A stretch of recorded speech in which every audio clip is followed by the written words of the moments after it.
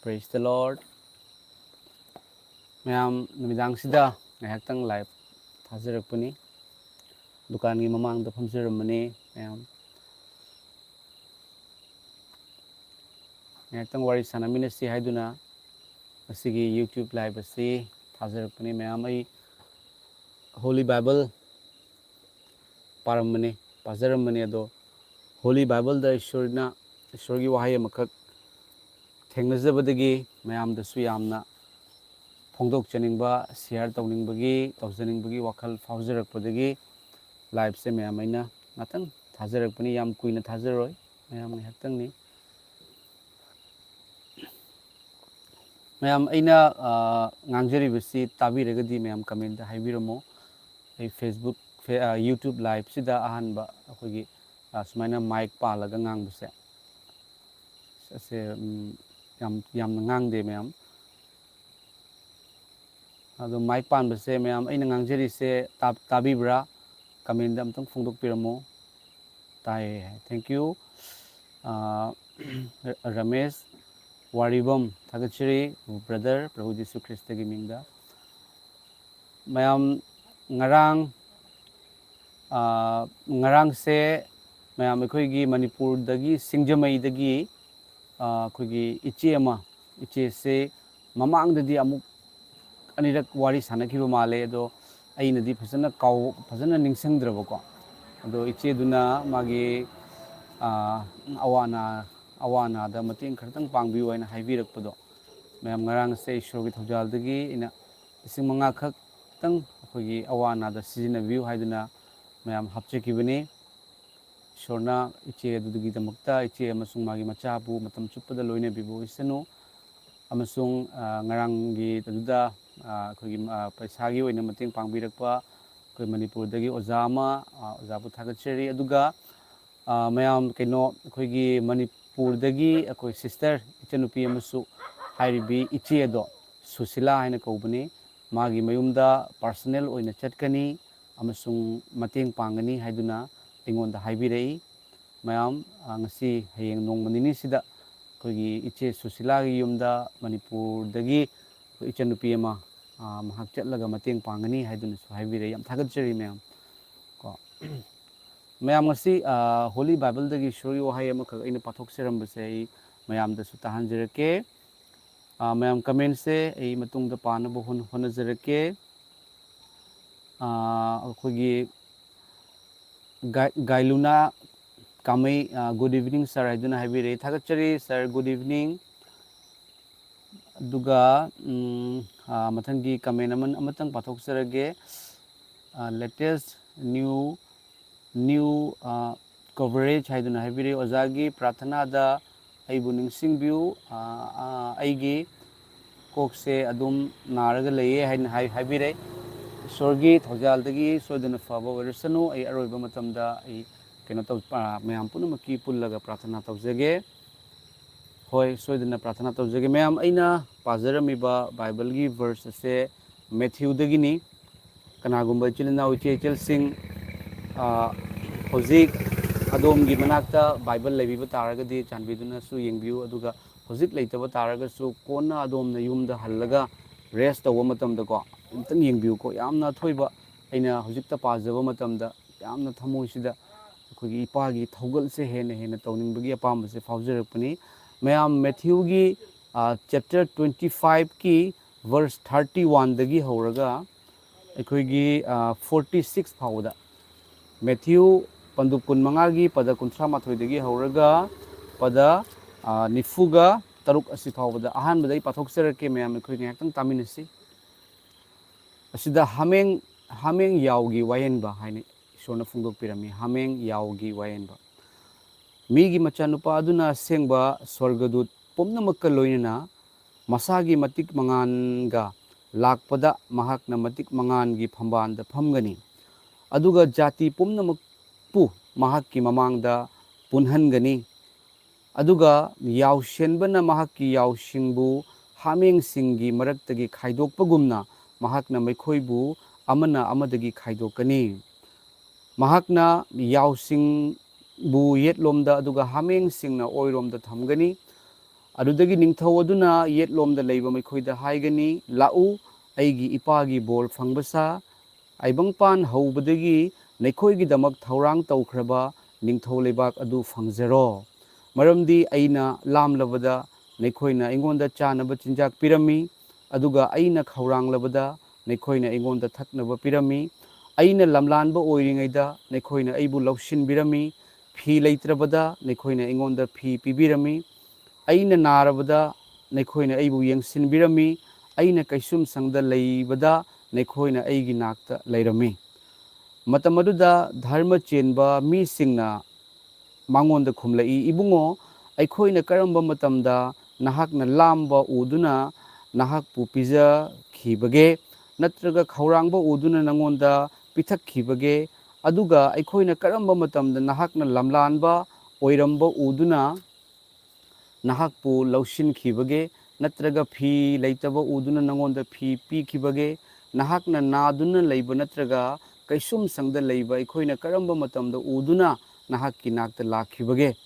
ꯃꯗꯨꯗ ꯅꯤꯡꯊꯧ ꯑꯗꯨꯅ ꯃꯉꯣꯟꯗ ꯍꯥꯏꯒꯅꯤ, ꯑꯩꯅ ꯅꯈꯣꯏꯗ ꯇꯁꯦꯡꯅ ꯍꯥꯏꯔꯤ, ꯅꯈꯣꯏꯅ ꯑꯩꯒꯤ ꯏꯆꯤꯜ ꯏꯅꯥꯎꯁꯤꯡ ꯑꯁꯤꯒꯤ ꯃꯔꯛꯇꯒꯤ ꯈ꯭ꯋꯥꯏꯗꯒꯤ ꯇꯣꯟꯕ ꯑꯃꯗ ꯇꯧꯈꯤꯕ ꯑꯗꯨ ꯅꯈꯣꯏꯅ ꯑꯩꯉꯣꯟꯗ ꯇꯧꯈꯤꯕꯅꯤ꯫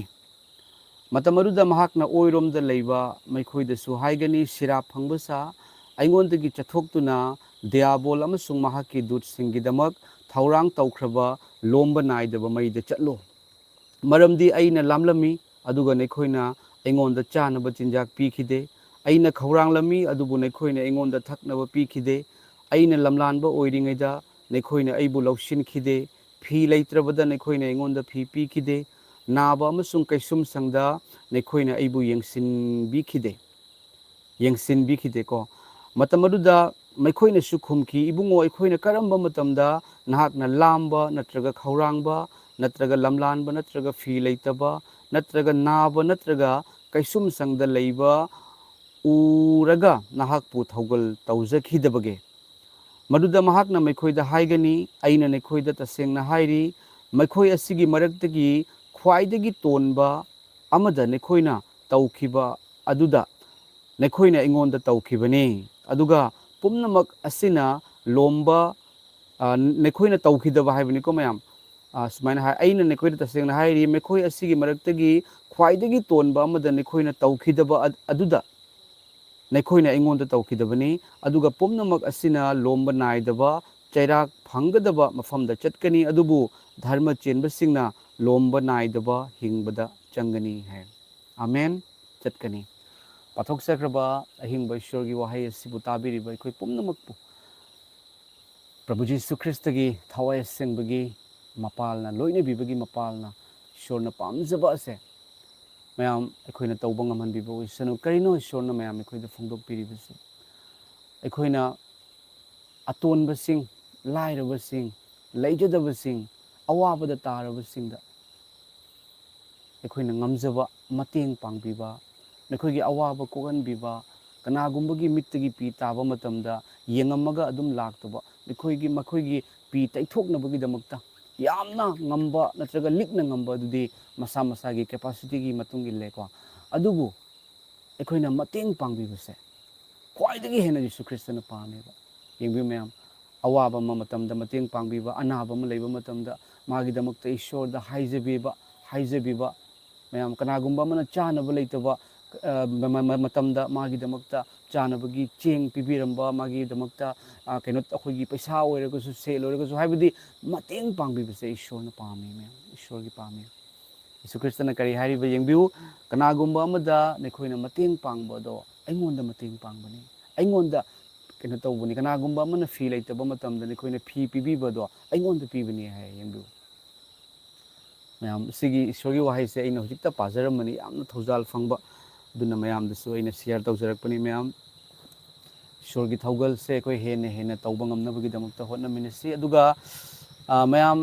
ममांगी इंगमथागी मतमदा इंगमथा लाकपा मतमदा मैम अइना अखोयगी ब्लैंकेट सुपनबगी ब्लैंकेट से हुंबु मंगा हुंबु तरा अइ अमसुंग रोजेस हाइना अखोय आर्मी दा ओजा अमा अखोयगी मानव अमा लई अखोय अनि मरु ओइना तौरगा ꯑꯩꯈꯣꯏ ꯕ꯭ꯂꯥꯡꯀꯦꯠꯁꯦ 65-70ꯃꯨꯛ ꯑꯩꯈꯣꯏꯅ ꯌꯦꯟꯕꯅꯤ ꯏꯪꯊꯝꯊꯥ ꯃꯇꯝꯗ ꯑꯗꯣ ꯃꯌꯥꯝ ꯍꯟꯗꯛꯁꯤꯗꯤ ꯑꯩꯈꯣꯏꯒꯤ ꯈ꯭ꯔꯤꯁꯃꯥꯁ ꯅꯨꯃꯤꯠꯇ 25 ꯗꯤꯁꯦꯝꯕꯔ ꯈ꯭ꯔꯤꯁꯃꯥꯁ ꯅꯨꯃꯤꯠꯇ ꯑꯣꯏꯅ ꯃꯌꯥꯝ ꯕ꯭ꯂꯥꯡꯀꯦꯠꯁꯦ ꯌꯦꯟꯅꯕꯒꯤ ꯑꯩꯉꯣꯟꯗ ꯋꯥꯈꯜꯁꯦ ꯐꯥꯎꯖꯔꯛꯄꯅꯤ ꯃꯌꯥꯝ ꯀꯣ ꯕ꯭ꯂꯥꯡꯀꯦꯠꯁꯦ ꯑꯩꯈꯣꯏꯒꯤ ꯑꯋꯥꯕꯗ ꯑꯩꯈꯣꯏꯒꯤ ꯂꯩꯇ ꯂꯥꯏꯔꯕ ꯑꯅꯥ ꯑꯌꯦꯛꯅ ꯃꯔꯝ ꯑꯣꯏꯔꯒ ꯂꯩꯇ ꯂꯥꯏꯔꯕ ꯑꯃꯁꯨꯡ ꯏꯪꯊꯝꯊꯥ ꯃꯇꯝꯗ ꯕ꯭ꯂꯥꯡꯀꯦꯠ ꯑꯃ ꯂꯩꯔꯒ ꯁꯨꯞꯄ ꯉꯝꯖꯗ꯭ꯔꯕ ꯑꯗꯨꯒꯨꯝꯕ ꯃꯤꯑꯣꯏꯁꯤꯡꯗ ꯃꯌꯥꯝ ꯕ꯭ꯂꯥꯡꯀꯦꯠ ꯈꯔ ꯑꯩꯈꯣꯏꯒꯤ ꯑꯂꯤꯛꯄꯗ ꯕ꯭ꯂꯥꯡꯀꯦꯠꯁꯦ ꯆꯥꯝꯃꯨꯛ ꯃꯌꯥꯝ ꯑꯩ ꯌꯦꯟꯅꯤꯡꯕꯅꯤ ꯑꯗꯨꯒ ꯃꯃꯥꯡꯗ ꯌꯦꯟꯖꯈ꯭ꯔꯤꯕ ꯕ꯭ꯂꯥꯡꯀꯦꯠ ꯑꯗꯣ ꯃꯌꯥꯝ ꯑꯩꯈꯣꯏꯅ 1,150ꯃꯨꯛꯀꯤ ꯔꯦꯟꯖꯇ ꯂꯧꯕꯅꯤ ꯃꯌꯥꯝ ꯑꯗꯣ ꯕ꯭ꯂꯥꯡꯀꯦꯠ ꯌꯣꯜꯂꯤꯕ ꯃꯤꯗꯨꯁꯨ ꯃꯩꯇꯩꯅꯤ ꯑꯗꯣ ꯍꯟꯗꯛꯁꯨ ꯃꯌꯥꯝ ꯃꯉꯣꯟꯗꯒꯤ ꯂꯧꯔꯒ ꯈ꯭ꯔꯤꯁꯃꯥꯁꯀꯤ ꯅꯨꯃꯤꯠ ꯑꯊꯣꯏꯕ ꯄ꯭ꯔꯚꯨ ꯖꯤꯁꯨ ꯈ꯭ꯔꯤꯁꯇꯅ ꯄꯣꯛꯄꯤꯕ ꯅꯨꯃꯤꯠꯇ ꯑꯩꯈꯣꯏꯒꯤ ꯂꯩꯔꯤꯕ ꯃꯐꯝꯁꯦ ꯃꯌꯥꯝ ꯑꯁꯤꯗ ꯑꯌꯥꯝꯕꯗꯤ ꯊꯥꯖꯗꯕ ꯉꯥꯛꯇꯅꯤꯀꯣ ꯌꯤꯁꯨ ꯈ꯭ꯔꯤꯁꯇ ꯀꯅꯥꯅꯣ ꯈꯪꯗꯕ ꯉꯥꯛꯇꯅꯤ ꯌꯤꯁꯨ ꯈ꯭ꯔꯤꯁꯇꯒꯤ ꯑꯆꯨꯝꯕ ꯑꯗꯨꯅ ꯈꯪꯉꯛꯀꯗꯧꯕꯅꯤꯀꯣ ꯌꯤꯁꯨ ꯈ꯭ꯔꯤꯁꯇꯁꯦ ꯑꯗꯨꯅ ꯑꯩꯅꯁꯨ ꯌꯥꯝ ꯀꯟꯅ ꯍꯣꯠꯅꯖꯕꯅꯤ ꯌꯤꯁꯨ ꯈ꯭ꯔꯤꯁꯇꯒꯤ ꯑꯆꯨꯝꯕꯗꯣ ꯈꯪꯍꯟꯅꯕꯒꯤꯗꯃꯛꯇ ꯑꯗꯨꯅ ꯃꯔꯨꯑꯣꯏꯅ ꯀꯟꯕꯤꯕ ꯃꯄꯨꯒꯤ ꯁꯕꯁꯀ꯭ꯔꯥꯏꯕꯔ ꯑꯣꯏꯔꯤꯕꯁꯤꯡ ꯏꯆꯤꯜ ꯏꯅꯥꯎ ꯏꯆꯦ ꯏꯆꯜ ꯏꯃꯥ ꯄꯥꯕꯨꯡꯁꯤꯡ ꯑꯩꯈꯣꯏ ꯃꯌꯥꯝꯒꯤ ꯏꯄꯥ ꯏꯁꯣꯔꯁꯦ ꯀꯟꯕꯤꯕꯒꯤ ꯃꯄꯨ ꯌꯤꯁꯨ ꯈ꯭ꯔꯤꯁꯇꯁꯦ ꯃꯍꯥꯛꯀꯤ ꯋꯥꯍꯩ ꯃꯍꯥꯛꯀꯤ ꯄꯥꯝꯖꯕꯗꯣ ꯑꯩꯈꯣꯏ ꯃꯌꯥꯝꯗ ꯎꯠꯊꯣꯛꯃꯤꯟꯅꯁꯤ ꯃꯔꯝꯗꯤ ꯑꯩꯈꯣꯏꯅ ꯎꯔꯦ ꯑꯩꯈꯣꯏꯅ ꯈꯪꯉꯦ ꯈ꯭ꯔꯤꯁꯇꯦꯟ ꯀꯧꯔꯒ ꯃꯁꯥꯅꯗꯤ ꯃꯁꯥꯕꯨ ꯈ꯭ꯔꯤꯁꯇꯦꯟ ꯍꯥꯏꯅꯤ ꯆꯔꯆꯇꯁꯨ ꯑꯗꯨꯝ ꯆꯪꯒꯅꯤ ꯅꯣꯡꯃꯩꯁꯨ ꯑꯗꯨꯝ ꯄꯥꯏꯕ ꯃꯤꯁꯨ ꯑꯗꯨꯝ ꯍꯥꯠꯄ ꯐꯠꯇꯕ ꯊꯕꯛꯁꯨ ꯑꯗꯨꯝ ꯇꯧꯕ ꯃꯌꯥꯝ ꯐꯠꯇꯕ ꯑꯥꯏꯟꯅ ꯌꯥꯗꯕ ꯊꯕꯛꯁꯨ ꯑꯗꯨꯝ ꯇꯧꯕ ꯑꯗꯨꯕꯨ ꯈ꯭ꯔꯤꯁꯇꯦꯟ ꯍꯥꯏꯕ ꯀꯌా ꯑꯃ ꯎꯕꯗꯒꯤ ꯃꯌꯨꯝꯗ ꯃꯃꯥ ꯃꯄꯥꯅ ꯉꯥꯡꯕꯤꯕ ꯃꯥꯒꯤ ꯃꯆꯥꯅꯨꯄꯥ ꯑꯃꯅ ꯃꯌꯥꯝ ꯑꯩꯉꯣꯟꯗ ꯍꯥꯏꯔꯛꯄꯅꯤ ꯃꯁꯦ ꯐꯣꯟ ꯇꯧꯔꯒ ꯑꯣꯖꯥ ꯑꯩ ꯃꯃꯥꯡꯗ ꯌꯤꯁꯨ ꯈ꯭ꯔꯤꯁꯇꯕꯨ ꯑꯩ ꯊꯥꯖꯗꯨꯅ ꯌꯥꯝ ꯅꯨꯡꯁꯤꯖꯕ ꯅꯨꯄꯥ ꯃꯆꯥꯁꯤꯅ ꯅꯨꯄꯥ ꯃꯆꯥꯁꯦ ꯃꯥ ꯌꯥꯝꯅ ꯆꯍꯤ 18-19ꯃꯨꯛ ꯁꯨꯔꯝꯃꯅꯤꯀꯣ ꯅꯨꯄꯥ ꯃꯆꯥꯁꯦ ꯌꯥꯝꯅ ꯏꯁꯣꯔ ꯌꯤꯁꯨ ꯈ꯭ꯔꯤꯁꯇꯁꯦ ꯅꯨꯡꯁꯤꯖꯕ ꯑꯗꯨꯒ ꯕꯥꯏꯕꯜꯒꯁꯦ ꯄꯥꯔꯒ ꯑꯗꯨꯗꯒꯤꯗꯤ ꯃꯥꯒꯤ ꯔꯨꯝꯁꯤꯗ ꯌꯤꯁꯨ ꯈ꯭ꯔꯤꯁꯇꯒꯤ ꯐꯣꯇꯣꯒꯁꯦ ꯊꯦꯠꯆꯔꯒ ꯃꯥꯅ ꯈꯨꯔꯨꯝꯖꯕꯀꯣ ꯑꯗꯨꯗ ꯃꯇꯝꯗꯨꯗ ꯃꯥꯒꯤ ꯃꯃꯥꯅꯁꯨ ꯃꯄꯥꯅꯁꯨ ꯀꯔꯤꯁꯨ ꯑꯊꯤꯡꯕ ꯄꯤꯗꯦ ꯍꯥꯏ ꯑꯗꯣ ꯃꯅꯤꯄꯨꯔꯗ ꯊꯣꯛꯈꯤꯕ ꯊꯧꯗꯣꯛ ꯏꯔꯥꯡ ꯑꯁꯦ ꯃꯌꯥꯝ ꯎꯕꯗꯒꯤ ꯈ꯭ꯔꯤꯁꯇꯦꯟ ꯀꯧꯕ ꯃꯤꯑꯣꯏ ꯈꯔꯅ ꯅꯨꯡꯃꯤ ꯅꯨꯡꯁꯤ ꯈꯪꯗꯕꯁꯦ ꯎꯔꯛꯄ ꯃꯇꯝꯗꯒꯤ ꯑꯉꯥꯡꯗꯨꯅ ꯑꯩꯉꯣꯟꯗ ꯌꯥꯝ ꯅꯨꯡꯉꯥꯏꯇꯅ ꯐꯣꯟ ꯇꯧꯔꯛꯄꯅꯤ ꯑꯣꯖꯥ ꯌꯤꯁꯨ ꯈ꯭ꯔꯤꯁꯇꯒꯤ ꯐꯣꯇꯣꯗꯨꯁꯨ ꯌꯨꯝꯒꯤ ꯃꯤꯁꯤꯡꯅ ꯁꯦꯒꯥꯏꯔꯒ ꯍꯨꯟꯗꯣꯛꯄꯤꯈ꯭ꯔꯦ ꯕꯥꯏꯕꯜ ꯑꯃꯈꯛ ꯂꯩꯕꯗꯨꯁꯨ ꯍꯨꯟꯗꯣꯛꯈ꯭ꯔꯦ ꯌꯤꯁꯨ ꯈ꯭ꯔꯤꯁꯇ ꯈꯨꯔꯨꯝꯕ ꯌꯥꯗ꯭ꯔꯦ ꯅꯈꯣꯏ ꯈ꯭ꯔꯤꯁꯇꯦꯟꯁꯤꯡꯁꯦ ꯎꯔꯕ ꯅꯠꯇ꯭ꯔꯥ ꯍꯥꯏꯅ ꯍꯥꯏꯌꯦ ꯑꯁꯨꯛ ꯌꯥꯝ ꯐꯠꯇꯕꯁꯤꯡꯁꯦ ꯍꯥꯏꯅ ꯃꯌꯥꯝ ꯀꯣ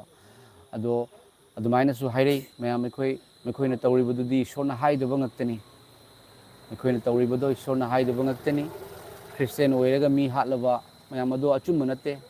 ꯈ꯭ꯔꯤꯁꯇꯦꯟ ꯑꯣꯏꯔꯒ ꯃꯤꯒꯤ ꯃꯥꯡꯅꯕ ꯁꯤꯜꯂꯕ ꯃꯁꯥꯒꯤꯗ ꯑꯣꯏꯖꯕ ꯊꯤꯔꯕ ꯑꯗꯣ ꯑꯆꯨꯝꯕ ꯅꯧꯅ ꯄꯣꯛꯇꯕ ꯈ꯭ꯔꯤꯁꯇꯦꯟꯁꯤꯡꯅꯤꯀꯣ ꯃꯌꯥꯝ ꯁꯦ ꯑꯩꯈꯣꯏꯅ ꯂꯣꯏ ꯈꯪꯉꯤ ꯀꯣ ꯃꯌꯥꯝ ꯑꯗꯨꯅ ꯏꯁꯣꯔꯒꯤ ꯑꯆꯨꯝꯕꯁꯦ ꯑꯩꯈꯣꯏ ꯍꯦꯟꯅ ꯎꯠꯊꯣꯛꯅꯕꯒꯤꯗꯃꯛꯇ ꯍꯣꯠꯅꯃꯤꯟꯅꯁꯤ ꯀꯅꯥꯅ ꯎꯠꯀꯅꯤ ꯃꯌꯥꯝ ꯀꯣ ꯃꯁꯤ ꯊꯥꯖꯔꯕ ꯏꯆꯤꯜ ꯏꯅꯥꯎ ꯏꯆꯦ ꯏꯆꯜꯁꯤꯡ ꯑꯩꯈꯣꯏꯕꯨ ꯍꯤꯡꯍꯟꯕꯤꯔꯤꯁꯦ ꯑꯩꯈꯣꯏ ꯕꯥꯏꯕꯜꯅ ꯍꯥꯏꯕꯅꯤꯀꯣ ꯑꯩꯈꯣꯏꯁꯦ ꯈ꯭ꯔꯤꯁꯇꯅ ꯑꯩꯈꯣꯏꯁꯦ ꯃꯃꯜ ꯄꯤꯗꯨꯅ ꯂꯩꯈ꯭ꯔꯦ ꯍꯥꯏꯕꯅꯤ ꯃꯌꯥꯝ ꯑꯩꯈꯣꯏꯁꯦ ꯍꯥꯟꯅ ꯄꯥꯞꯇ ꯇꯣꯜꯂꯒ ꯂꯩꯔꯝꯃꯦꯕ ꯑꯩꯈꯣꯏꯁꯦ ꯑꯗꯨꯕꯨ ꯑꯩꯈꯣꯏꯁꯦ ꯍꯟꯗꯣꯛꯄꯤꯕꯅꯤ ꯃꯌꯥꯝ ꯈ꯭ꯔꯤꯁꯇꯒꯤ ꯏꯅ ꯍꯟꯗꯣꯛꯄꯤꯕꯅꯤ ꯑꯗꯨ ꯑꯣꯏꯕ ꯇꯥꯔꯒꯗꯤ ꯑꯩꯈꯣꯏꯅ ꯉꯁꯤ ꯍꯤꯡꯂꯤꯕꯁꯦ ꯑꯄꯣꯁꯇꯜ ꯄꯣꯜꯅ ꯍꯥꯏꯕꯁꯦ ꯑꯩꯈꯣꯏ ꯏꯁꯥꯒꯤꯗꯃꯛꯇ ꯍꯤꯡꯕ ꯅꯠꯇꯗꯨꯅ ꯑꯩꯈꯣꯏꯒꯤꯗꯃꯛꯇ ꯁꯤꯗꯨꯅ ꯐꯨꯝꯗꯨꯅ ꯍꯤꯡꯒꯠꯄ ꯏꯕꯨꯡꯉꯣ ꯃꯍꯥꯛꯀꯤꯗꯃꯛꯇ ꯍꯤꯡꯉꯨ ꯍꯥꯏ ꯉꯁꯤꯒꯤ ꯅꯨꯃꯤꯠꯇ ꯃꯌꯥꯝ ꯑꯩꯅ ꯉꯁꯤꯒꯤ ꯅꯨꯃꯤꯠꯇꯀꯣ ꯅꯣꯡꯃꯒꯤ ꯅꯨꯃꯤꯠ ꯑꯃꯗ ꯑꯩꯈꯣꯏꯅ ꯏꯁꯥꯒꯤꯗꯃꯛꯇ ꯑꯩꯈꯣꯏꯅ ꯍꯣꯠꯅꯖꯕ ꯑꯩꯒꯤ ꯗꯨꯀꯥꯟ ꯃꯆꯥ ꯑꯃ ꯇꯧꯖꯩ ꯃꯌꯥꯝ ꯑꯗꯨ ꯃꯅꯤꯡꯗꯁꯨ ꯑꯣꯛ ꯈꯔ ꯂꯣꯏ ꯃꯌꯥꯝ ꯑꯩꯁꯦ ꯑꯣꯛ ꯑꯩꯒꯤ ꯐꯥꯁ ꯐꯨꯗꯀꯤ ꯗꯨꯀꯥꯟ ꯑꯃꯅꯦ ꯑꯗꯩꯗꯤ ꯑꯩꯈꯣꯏꯒꯤ ꯒ꯭ꯔꯣꯁꯔꯤꯒꯤ ꯗꯨꯀꯥꯟ ꯃꯆꯥ ꯑꯃꯁꯨ ꯍꯧꯒꯠꯆꯕꯅꯤ ꯀꯣ ꯃꯌꯥꯝ ꯈꯨꯜꯂꯛꯇ ꯐꯝꯕꯅꯤꯗ ꯃꯌꯥꯝ ꯀꯣ ꯑꯗꯨꯅ ꯑꯗꯨꯝ ꯑꯩꯈꯣꯏꯒꯤ ꯄ꯭ꯂꯥꯎꯒ ꯂꯦꯝꯃꯛꯄꯒꯁꯦ ꯑꯩ ꯑꯣꯛꯇ ꯄꯤꯖꯩ ꯃꯌꯥꯝ ꯀꯣ ꯑꯗꯣ ꯑꯩꯈꯣꯏꯒꯤ ꯇꯨꯔꯦꯟ ꯃꯄꯥꯟꯗ ꯂꯩꯕꯅꯤꯅ ꯑꯗꯨꯝ ꯏꯁꯤꯡ ꯀꯥꯞꯊꯔꯒꯁꯨ ꯑꯗꯨꯝ ꯀꯩꯅꯣ ꯇꯧꯏꯀꯣ ꯑꯗꯨꯗꯤ ꯑꯃꯣꯠꯄꯁꯨ ꯑꯗꯨꯝ ꯁꯦꯡꯗꯣꯛꯏ ꯑꯗꯨꯅ ꯑꯣꯛꯁꯦ ꯃꯌꯥꯝ ꯑꯩꯅꯁꯨ ꯑꯗꯨꯝ ꯂꯣꯏꯕꯗ ꯈꯔ ꯄꯛꯅꯕ ꯍꯥꯏꯒꯗ꯭ꯔꯥ ꯍꯥꯏꯕꯗꯤ ꯃꯃꯥꯡꯗꯁꯨ ꯂꯣꯏꯖꯈꯤꯕ ꯃꯇꯝꯗ ꯑꯅꯥ ꯑꯌꯦꯛ ꯊꯣꯛꯂꯛꯇꯕ ꯑꯗꯨꯗꯒꯤꯗꯤ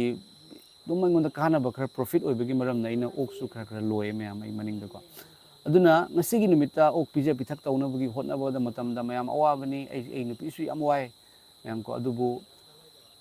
ꯋꯥꯔꯒꯁꯨ ꯍꯨꯃꯥꯡ ꯃꯃꯜꯅ ꯁꯦꯜ ꯇꯥꯟꯕꯒꯤ ꯏꯄꯥꯒꯤ ꯋꯥꯍꯩ ꯑꯗꯣ ꯊꯃꯣꯏꯗ ꯊꯝꯖꯔꯒ ꯍꯣꯠꯅꯖꯩ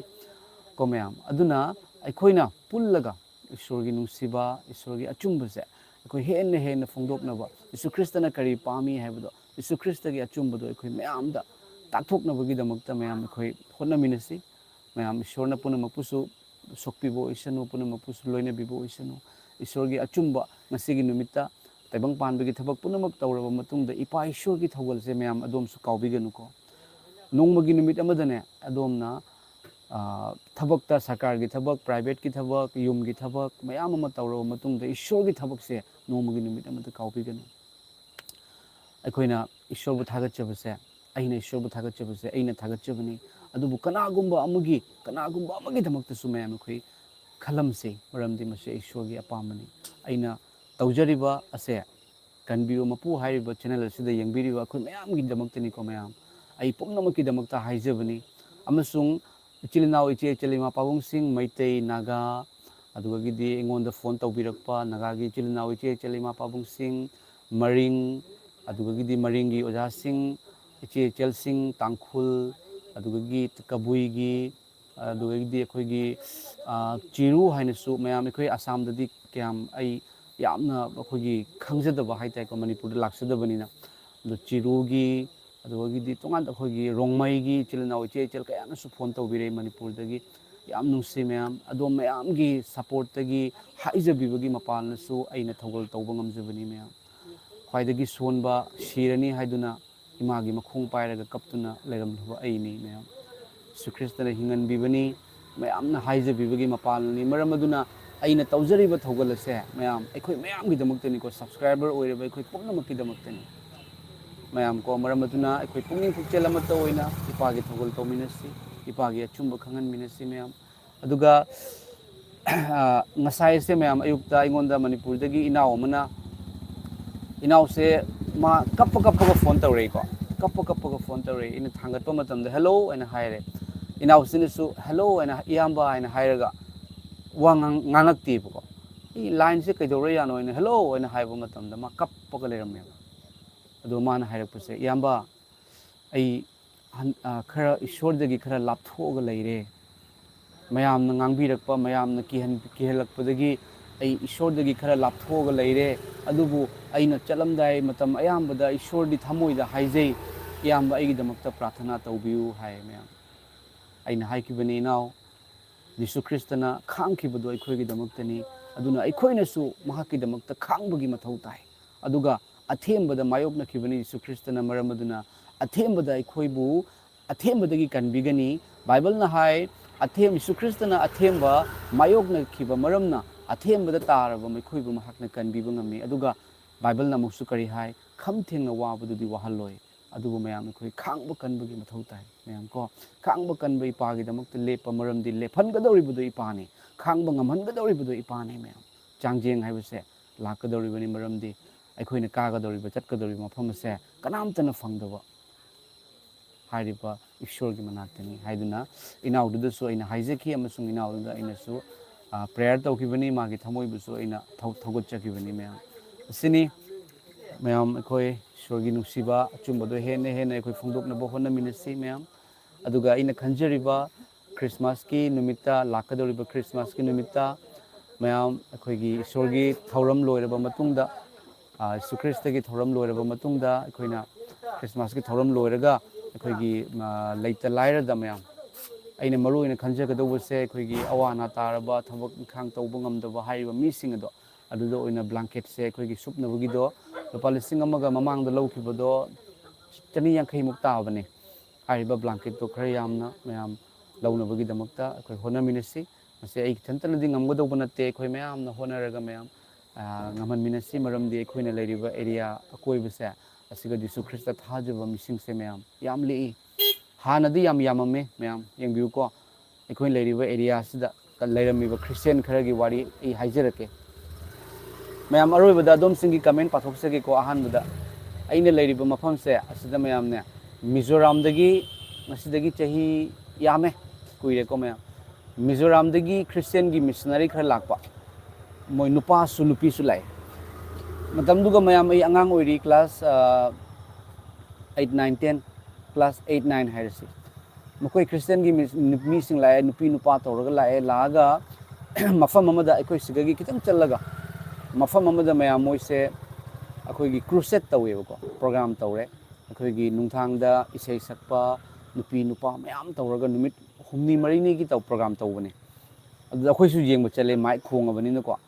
ꯑꯗꯨꯕꯨ ꯃꯌꯥꯝ ꯑꯗꯨꯗ ꯆꯠꯂꯦ ꯑꯃꯁꯨꯡ ꯖꯒꯣꯏ ꯁꯥꯔꯦ ꯅꯨꯄꯤꯁꯤꯡꯗꯣ ꯑꯗꯨꯗꯒꯤꯗꯤ ꯃꯈꯣꯏꯅ ꯂꯥꯛꯑꯒ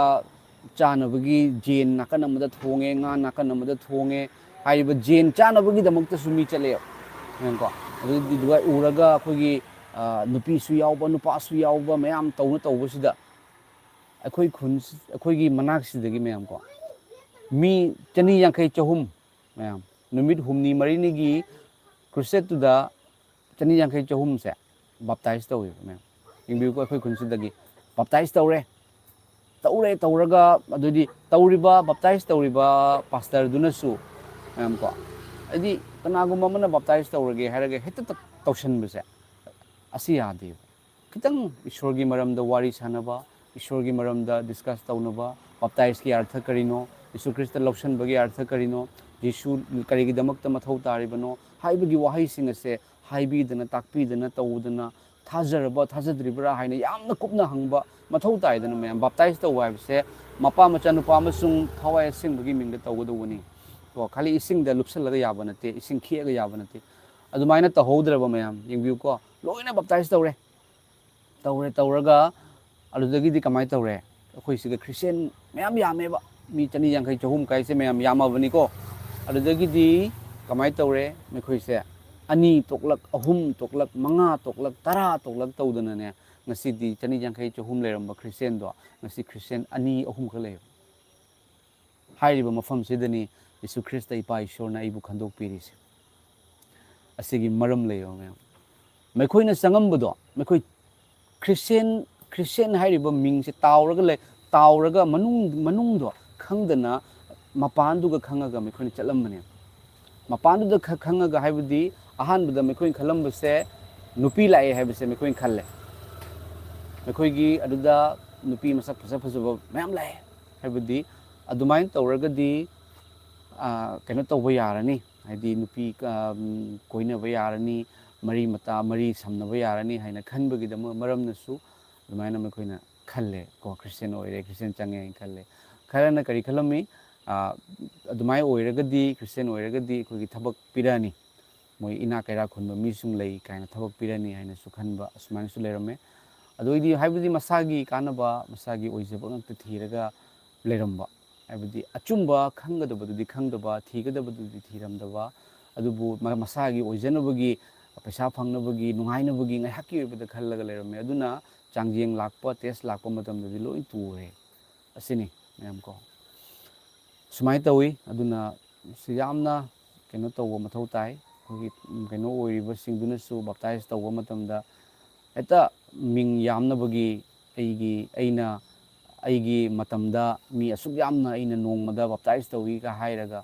ꯑꯩꯈꯣꯏꯒꯤ ꯃꯃꯤꯡ ꯂꯩꯅꯕꯒꯤ ꯃꯑꯣꯡꯗ ꯑꯗꯨꯗꯤ ꯌꯥꯗꯦ ꯅꯠꯇ꯭ꯔꯥ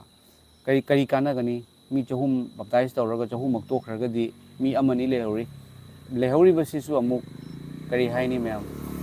ꯂꯩꯍꯧꯔꯤꯕꯁꯤꯁꯨ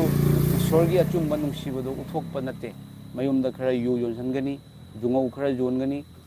ꯃꯌꯨꯝꯗ ꯁꯥ ꯊꯣꯡꯖꯤꯟꯒꯅꯤ ꯃꯌꯨꯝꯗ ꯖꯨ ꯄꯤꯊꯛꯀꯅꯤ ꯁꯨꯃꯥꯏꯅ ꯇꯧꯔꯒ ꯂꯩ ꯃꯌꯥꯝ ꯑꯝꯇꯪ ꯂꯥꯏꯟꯗ ꯂꯩꯕꯤꯌꯨꯀꯣ ꯃꯤ ꯈꯔ ꯂꯥꯛꯏ ꯃꯌꯥꯝ ꯑꯝꯇ ꯂꯩꯕꯤꯔꯝꯃꯣ ꯑꯩ ꯂꯥꯛꯆꯒꯦ ꯑꯩ ꯗꯨꯀꯥꯟꯁꯤꯗ ꯃꯃꯥꯡꯗ ꯂꯩꯖꯕꯅꯤ ꯂꯩ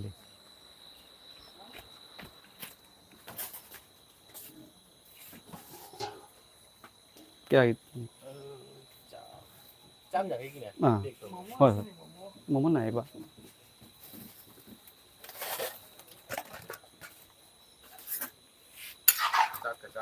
ꯍꯣꯏ ꯍꯥꯞꯄꯒꯦ ꯌꯥꯅꯤ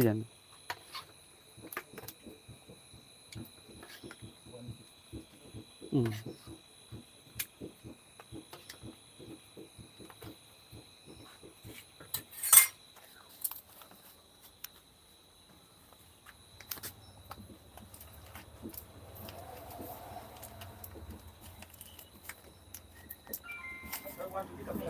ꯌꯥꯏ ꯌꯥꯏ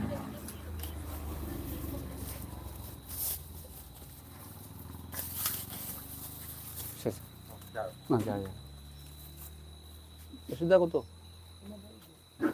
150 응? 응, 응. 그러네. 응.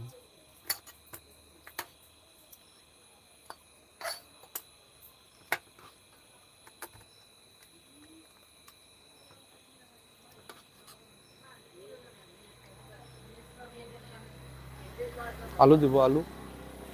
আলু দিবনি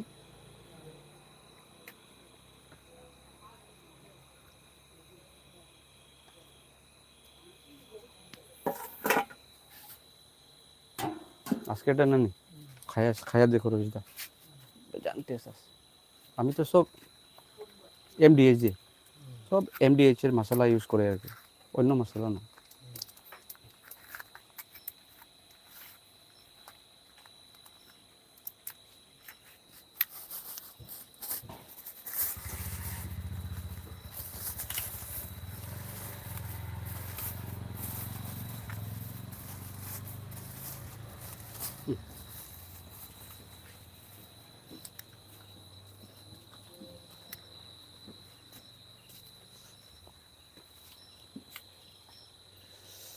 ꯃꯌꯥꯝ ꯋꯥꯔꯧꯕꯤꯕ ꯌꯥꯗꯦ ꯃꯌꯥꯝꯁꯨ ꯗꯨꯀꯥꯟ ꯃꯆꯥ ꯑꯃ ꯐꯝꯖꯕꯅꯤꯅ ꯃꯤ ꯉꯥꯏꯔꯒ ꯂꯦꯞꯄꯒ ꯉꯁꯥꯏꯗꯒꯤ ꯂꯦꯞꯄꯒ ꯂꯩꯕꯅꯤ ꯑꯗꯨꯅ ꯑꯁꯤꯅꯤ ꯃꯌꯥꯝ ꯑꯩꯈꯣꯏꯅ ꯂꯩꯖꯔꯤꯕ ꯃꯐꯝꯁꯤꯗ ꯃꯃꯥꯡꯗ ꯇꯧꯔꯝꯕꯗꯣ ꯀꯣ ꯃꯌꯥꯝ ꯑꯗꯨꯅ ꯍꯥꯏꯔꯤꯕ ꯈ꯭ꯔꯤꯁꯇꯦꯟ ꯑꯣꯏꯔꯝꯃꯦ ꯈ꯭ꯔꯤꯁꯇꯦꯟ ꯑꯣꯏꯔꯦ ꯇꯣꯛꯑꯦ ꯍꯥꯏꯕ ꯃꯤꯁꯤꯡꯗꯣ ꯑꯗꯨꯅ ꯑꯃꯨꯛ ꯍꯧꯖꯤꯛ ꯑꯩꯈꯣꯏꯗ ꯍꯧꯖꯤꯛꯇꯤ ꯍꯥꯏꯗ꯭ꯔꯦ ꯅꯧꯅ ꯃꯌꯥꯝ ꯑꯩꯅ ꯖꯤꯁꯨ ꯈ꯭ꯔꯤꯁꯇ ꯂꯧꯁꯜꯂꯛꯄ ꯃꯇꯝꯁꯦ ꯀꯟꯕꯤꯌꯨ ꯃꯄꯨꯅꯤ ꯍꯥꯏꯗꯨꯅ ꯂꯧꯁꯜꯂꯛꯄ ꯃꯇꯝꯗ ꯑꯩꯈꯣꯏꯅ ꯈ꯭ꯔꯤꯁꯇꯦꯟ ꯑꯣꯏꯔꯝꯃꯒ ꯇꯣꯛꯈꯤꯕꯁꯤꯡꯗꯨꯅ ꯑꯩꯈꯣꯏꯗ ꯅꯣꯛꯅꯩꯌꯦꯕ ꯃꯌꯥꯝ ꯑꯩꯒꯤ ꯑꯩꯒꯤ ꯏꯄꯥꯗꯣ ꯃꯍꯥꯛ ꯃꯇꯝ ꯑꯃꯗꯗꯤ ꯑꯩꯅ ꯖꯤꯁꯨ ꯈ꯭ꯔꯤꯁꯇ ꯊꯥꯖꯕ ꯃꯇꯝꯗ ꯑꯁꯨꯛꯀꯤ ꯃꯇꯤꯛ ꯁꯥꯎꯔꯝꯃꯦ ꯃꯌꯥꯝ ꯐꯨꯍꯜꯂꯨꯔꯥ ꯀꯥꯏꯅ ꯇꯧꯔꯝꯃꯦ ꯑꯩꯉꯣꯟꯗ ꯄꯄꯥꯗꯣ ꯌꯥꯝ ꯁꯥꯎꯒꯟꯕ ꯃꯤ ꯑꯃ ꯑꯣꯏ ꯑꯗꯣ ꯍꯤꯟꯗꯨ ꯙꯔꯃꯒꯤ ꯌꯥꯝ ꯆꯛ ꯂꯥꯎꯕ ꯑꯩꯈꯣꯏ ꯏꯄꯨꯗꯨꯁꯨ ꯑꯩꯈꯣꯏꯒꯤ ꯄ꯭ꯔꯙꯥꯟ ꯑꯣꯏꯔꯝꯕꯅꯤ ꯑꯩꯈꯣꯏꯒꯤ ꯂꯣꯏꯅ ꯑꯦꯔꯤꯌꯥ ꯃꯨꯁꯂꯤꯝ ꯂꯣꯏ ꯀꯣꯜꯂꯒ ꯑꯣꯏꯔꯝꯕꯅꯤ ꯑꯗꯨꯅ ꯂꯥꯏꯁ꯭ꯔꯝ ꯂꯩꯔꯛ ꯄꯣꯟꯇꯔꯥꯄꯨꯔ ꯂꯥꯏꯁ꯭ꯔꯝ ꯂꯩꯔꯛ ꯕꯪꯒꯥꯂꯤꯁꯤꯡꯅ ꯑꯩꯈꯣꯏꯒꯤ ꯈꯔ ꯀꯩꯅꯣ ꯇꯧꯕ ꯁꯥꯒꯩꯗꯁꯨ ꯑꯩꯈꯣꯏ ꯁ꯭ꯋꯥꯏꯁꯤꯗ ꯌꯥꯝꯅ ꯃꯃꯤꯡ ꯂꯩꯕꯀꯣ ꯃꯌꯥꯝ ꯑꯗꯨꯃꯥꯏꯅ ꯍꯥꯏꯅꯕ ꯑꯗꯨꯅ ꯄꯄꯥꯁꯦ ꯌꯥꯝ ꯁꯥꯎꯔꯝꯃꯤ ꯑꯗꯨꯕꯨ ꯃꯌꯥꯝ ꯑꯩꯈꯣꯏꯒꯤ ꯑꯩꯒꯤ ꯃꯑꯣꯡ ꯃꯇꯧꯁꯦ ꯑꯩꯅ ꯍꯥꯟꯅ ꯖꯤꯁꯨ ꯈ꯭ꯔꯤꯁꯇ ꯈꯪꯗ꯭ꯔꯤꯉꯩ ꯃꯇꯝꯗ ꯑꯩꯅ ꯇꯧꯔꯝꯕ ꯃꯑꯣꯡꯗꯣ ꯃꯌꯥꯝ ꯁꯤꯅꯤ ꯏꯁꯣꯔꯅꯅꯦ ꯑꯩꯈꯣꯏꯗ ꯙꯔꯃ ꯍꯣꯡꯗꯣꯛꯍꯟꯕ ꯅꯠꯇꯦ ꯑꯗꯨꯕꯨ ꯄꯨꯛꯅꯤꯡ ꯍꯣꯡꯍꯟꯕꯅꯤ ꯍꯥꯏꯕꯁꯦ ꯃꯌꯥꯝ ꯁꯤ ꯌꯥꯝ ꯑꯆꯨꯝꯕ ꯋꯥꯔꯤꯅꯤꯀꯣ ꯙꯔꯃ ꯍꯥꯏꯕꯁꯤ ꯀꯔꯤꯅꯣ ꯙꯔꯃ ꯍꯥꯏꯕꯁꯤ ꯑꯆꯨꯝꯕꯗꯨꯅꯤ ꯑꯆꯨꯝꯕꯗꯨ ꯙꯔꯃꯅꯦꯕ ꯑꯩꯅ ꯃꯌꯥꯝ ꯑꯃ ꯑꯩꯅ ꯈꯟꯖꯔꯤꯕ ꯏꯁꯣꯔꯅꯤ ꯍꯥꯏꯕ ꯈꯟꯕꯗꯣ ꯑꯌꯨꯛꯇꯒꯤ ꯍꯧꯅ ꯈꯨꯔꯝ ꯂꯣꯏꯔꯒ ꯍꯧꯒꯠꯂꯒ ꯊꯥꯡ ꯄꯥꯏꯅ ꯃꯤ ꯍꯥꯠꯇꯣꯛꯑꯗꯤ ꯑꯗꯨ ꯙꯔꯃ ꯀꯧꯒꯗ꯭ꯔꯥ ꯍꯥꯏꯔꯤꯕ ꯃꯄꯨ ꯃꯍꯥꯛꯅ ꯌꯥꯒꯗ꯭ꯔꯥꯅꯦ ꯌꯥꯔꯣꯏꯅꯀꯣ ꯃꯌꯥꯝ ꯑꯗꯨꯃꯥꯏꯅ ꯇꯧꯔꯝꯃꯦꯕ ꯑꯗꯣ ꯄꯄꯥꯁꯦ ꯌꯥꯗꯦ ꯑꯗꯨꯕꯨ ꯑꯩꯒꯤ ꯋꯥꯉꯥꯡ ꯃꯇꯝꯗꯨꯗ ꯑꯩ ꯗꯥꯟꯁ ꯁꯥꯔꯝꯃꯤ ꯃꯌꯥꯝ ꯑꯩ ꯑꯣꯜ ꯑꯁꯥꯝ ꯗꯥꯟꯁ ꯀꯝꯄꯤꯇꯤꯁꯟꯗ ꯐꯥꯔꯁ ꯄ꯭ꯔꯥꯏꯖ ꯇꯥꯔꯛꯄ ꯀꯥꯏꯁꯦ ꯃꯌꯥꯝ ꯃꯩꯇꯩ ꯄꯥꯡꯒꯟꯒꯤꯅꯦ ꯃꯩꯇꯩ ꯄꯥꯡꯒꯟꯒꯤ ꯂꯨꯍꯣꯡꯕꯗ ꯍꯥꯌꯔ ꯇꯧꯏ ꯑꯩꯉꯣꯟꯗ ꯑꯩꯈꯣꯏ ꯒ꯭ꯔꯨꯞ ꯑꯃ ꯂꯩꯔꯝꯃꯤ ꯗꯥꯟꯁꯀꯤ ꯒ꯭ꯔꯨꯞ ꯅꯨꯄꯤ ꯅꯨꯄꯥ ꯃꯩꯇꯩ ꯄꯥꯡꯒꯟꯒꯤ ꯂꯨꯍꯣꯡꯕꯗ ꯑꯩꯈꯣꯏ ꯆꯠꯂꯤ ꯃꯌꯥꯝ ꯆꯠꯂꯒ ꯗꯥꯟꯁ ꯇꯧꯏ ꯍꯤꯟꯗꯤꯒꯤ ꯏꯁꯩ ꯊꯥꯔꯒ ꯇꯧꯕꯗꯣ ꯑꯩꯈꯣꯏꯒꯤ ꯕ꯭ꯔꯦꯛ ꯗꯥꯟꯁ ꯇꯧꯕ ꯑꯃ ꯇꯧꯕ ꯑꯗꯨꯃꯥꯏꯅ ꯇꯧꯔꯝꯃꯤ ꯑꯗꯨꯗꯒꯤꯗꯤ ꯌꯨ ꯌꯥꯝ ꯊꯛꯑꯝꯃꯤ ꯃꯌꯥꯝ ꯑꯩꯁꯦ ꯌꯨ ꯌꯥꯝ ꯊꯛꯄ ꯑꯗꯨꯗꯩꯗꯤ ꯑꯩꯅ ꯃꯔꯝꯗꯤ ꯑꯩꯈꯣꯏꯅ ꯆꯥꯎꯔꯛꯄ ꯃꯇꯝꯗꯒꯤ ꯌꯨ ꯊꯛꯄꯁꯦ ꯑꯩꯈꯣꯏꯒꯤ ꯍꯔꯥꯎ ꯀꯨꯝꯍꯩ ꯑꯃ ꯇꯧꯕ ꯃꯇꯝꯗ ꯑꯗꯨꯗꯒꯤꯀꯣ ꯃꯌꯥꯝ ꯖꯨꯁꯤꯒ ꯌꯥꯝꯅ ꯊꯛꯑꯒ ꯉꯥꯎꯔꯒ ꯁꯣꯔꯣꯛꯁꯤꯒ ꯀꯥꯇꯨ ꯀꯥꯔꯟ ꯆꯠꯂꯒ ꯌꯥꯝ ꯂꯦꯝꯖꯕ ꯑꯗꯨꯃꯥꯏꯅ ꯌꯨꯒꯁꯦ ꯉꯥꯎꯔꯒ ꯑꯗꯨꯗꯩꯗꯤ ꯑꯩꯈꯣꯏꯒꯤ ꯃꯈꯨꯠꯇꯒ ꯊꯥꯡꯒ ꯄꯥꯏꯅꯒ ꯆꯠꯂꯒ ꯑꯩꯈꯣꯏꯒꯤ ꯑꯀꯟꯕꯒ ꯁꯥꯕꯒꯤ ꯃꯑꯣꯡ ꯑꯃꯗ ꯇꯧꯔꯝꯃꯦꯕ ꯏꯃꯥ ꯏꯄꯥ ꯕꯦꯕꯥꯔ ꯅꯤꯇꯤ ꯈꯪꯗꯕ ꯐꯠꯇꯕꯒꯤ ꯊꯕꯛꯁꯦ ꯇꯧꯔꯝꯃꯤ ꯃꯌꯥꯝ ꯀꯣ ꯑꯗꯨꯕꯨ ꯍꯥꯏꯔꯤꯕ ꯃꯑꯣꯡ ꯃꯇꯧꯁꯤ ꯑꯣꯟꯊꯣꯔꯛꯄꯅꯤ ꯃꯌꯥꯝ ꯇꯣꯇꯦꯜꯂꯤ ꯑꯣꯟꯊꯣꯔꯛꯄꯅꯤ ꯃꯁꯤ ꯑꯩꯅ ꯑꯣꯟꯊꯣꯛꯀꯦ ꯍꯥꯏꯅ ꯈꯟꯕ ꯅꯠꯇꯕꯀꯣ ꯑꯣꯜꯔꯦꯗꯤ ꯇꯧꯅꯤꯡꯉꯛꯇꯕ ꯃꯌꯥꯝ ꯀꯣ ꯑꯗꯨꯗꯩꯗꯤ ꯋꯥ ꯉꯥꯡꯕ ꯃꯇꯝꯗ ꯑꯩꯈꯣꯏꯒꯤ ꯑꯁꯦ ꯉꯥꯡꯉꯒ ꯑꯩꯅ ꯁꯨꯃꯥꯏꯅ ꯍꯥꯏꯔꯒ ꯑꯩꯒ ꯋꯥꯔꯤ ꯁꯥꯟꯅꯔꯤꯕ ꯃꯤꯁꯤꯒꯤ ꯊꯃꯣꯏꯗ ꯅꯥꯈꯤꯗ꯭ꯔꯥ ꯃꯤꯁꯤꯒꯤ ꯊꯃꯣꯏꯗ ꯅꯨꯡꯉꯥꯏꯇꯕ ꯈꯟꯈꯤꯗ꯭ꯔꯥ ꯑꯩꯅ ꯑꯁꯨꯝꯅ ꯍꯥꯏꯔꯒ ꯃꯉꯣꯟꯗ ꯀꯔꯤ ꯐꯥꯎꯒꯅꯤ ꯍꯥꯏꯕ ꯌꯤꯁꯨ ꯈ꯭ꯔꯤꯁꯇꯒꯤ ꯋꯥꯍꯩꯗ ꯅꯈꯣꯏꯗ ꯇꯧꯍꯟꯅꯤꯡꯕ ꯃꯤꯅ ꯅꯈꯣꯏꯗ ꯇꯧꯍꯟꯅꯤꯡꯕꯗꯣ ꯅꯈꯣꯏꯅꯁꯨ ꯑꯩꯉꯣꯟꯗ ꯇꯧ ꯍꯥꯏꯕꯗꯣ ꯃꯌꯥꯝ ꯑꯗꯨꯝ ꯇꯧꯔꯛꯄꯗꯒꯤ ꯏꯄꯥꯗꯣ ꯍꯧꯖꯤꯛꯇꯤ ꯉꯥꯡꯗ꯭ꯔꯦ ꯃꯌꯥꯝ ꯈꯪꯉꯦꯕ ꯏꯄꯥ ꯑꯩꯒꯤ ꯍꯧꯖꯤꯛ ꯏꯄꯥꯒꯤ ꯅꯨꯡꯁꯤꯕ ꯈꯪꯉꯦ ꯐꯖꯅ ꯄꯄꯥꯗ ꯋꯥ ꯉꯥꯡꯕ ahauba ma thongasu papa chau haiba mayam ko paisa khara phangasu igi dukan sidagi mayam jon na ka khara yamna ka jol di papa da pisale papa papa gi susino papa su thabak tawribani mayam water supply da thabak tawribani igi pa do aina angang oringai dagi dum thabak tawrabani mayam ko adumaina ahong base lakpadagi di ishorgi ipana su hujikti ngang gidre pa su khange mayam aduga ina imanak ta sajari ba ipa gi sangle na sini ishorgi thojal ko mayam adugumna aina matamduda isu krista thajara lausan jaba matamda hana christian oiramaga tokiba singduna aigi ipada kari hairi akhoi na loina khangaga thamamabani yingbiu ko mayam se aigi ipana ingonda nongma haibani hana christian oiramaga tokiba nupa amana mahakna hairi mana loina khangaga thado mabani hai akhoi gi dharma dumuk faba leiti hai akhoi gi dharma haibadi hindu dharma dumuk faba leitabani en hai mayam adu mana kari gi damakta thado ibanu haiba matamda jisu kanano khangdaba christian sibu christian kaugadra jisu kanano khangdaba mingonda baptize tawriba haiba pastor ado aduni yimo mayam se ko aduna mahakna kari khalami nupi koiba fangadra aizol dagi lakpa masak phajaba nupi sing jagoi saba jen su chaba doidi ngausan doidi haw isei thana tong leiba adoidi wangang na bada akhoi koidaba freedom oina ngangba ko akhoi thamoi yam tingbani na aduda as ai christian already nupi koina phangani christian already paisa phangani christian already moina thabak pirani haina khalambado adumai tawrambadagi ishorgi nusiba khangdabadi thole ko mayam adu haiba mafam sidagi ishorna ibu khandokpibani aina leijariba makhai aigi thawaina hakchang da leiriba makhai mayam aigi pa jesu christ gi achumbado ai takthokjagani lawsan dabagi nate christian changhan nabagi nate mayam aingonda phone tawbire oja ai karamba church ta baptize tawno hai oja ai karamba church ta baptize tawno adongi manakta leiba church to aduga baptize to ai mi khomi nate akhoi gi siga lao akhoi gi sigi church da baptize to haiba adugi thogal nate ishor na ingonda sinabiri bese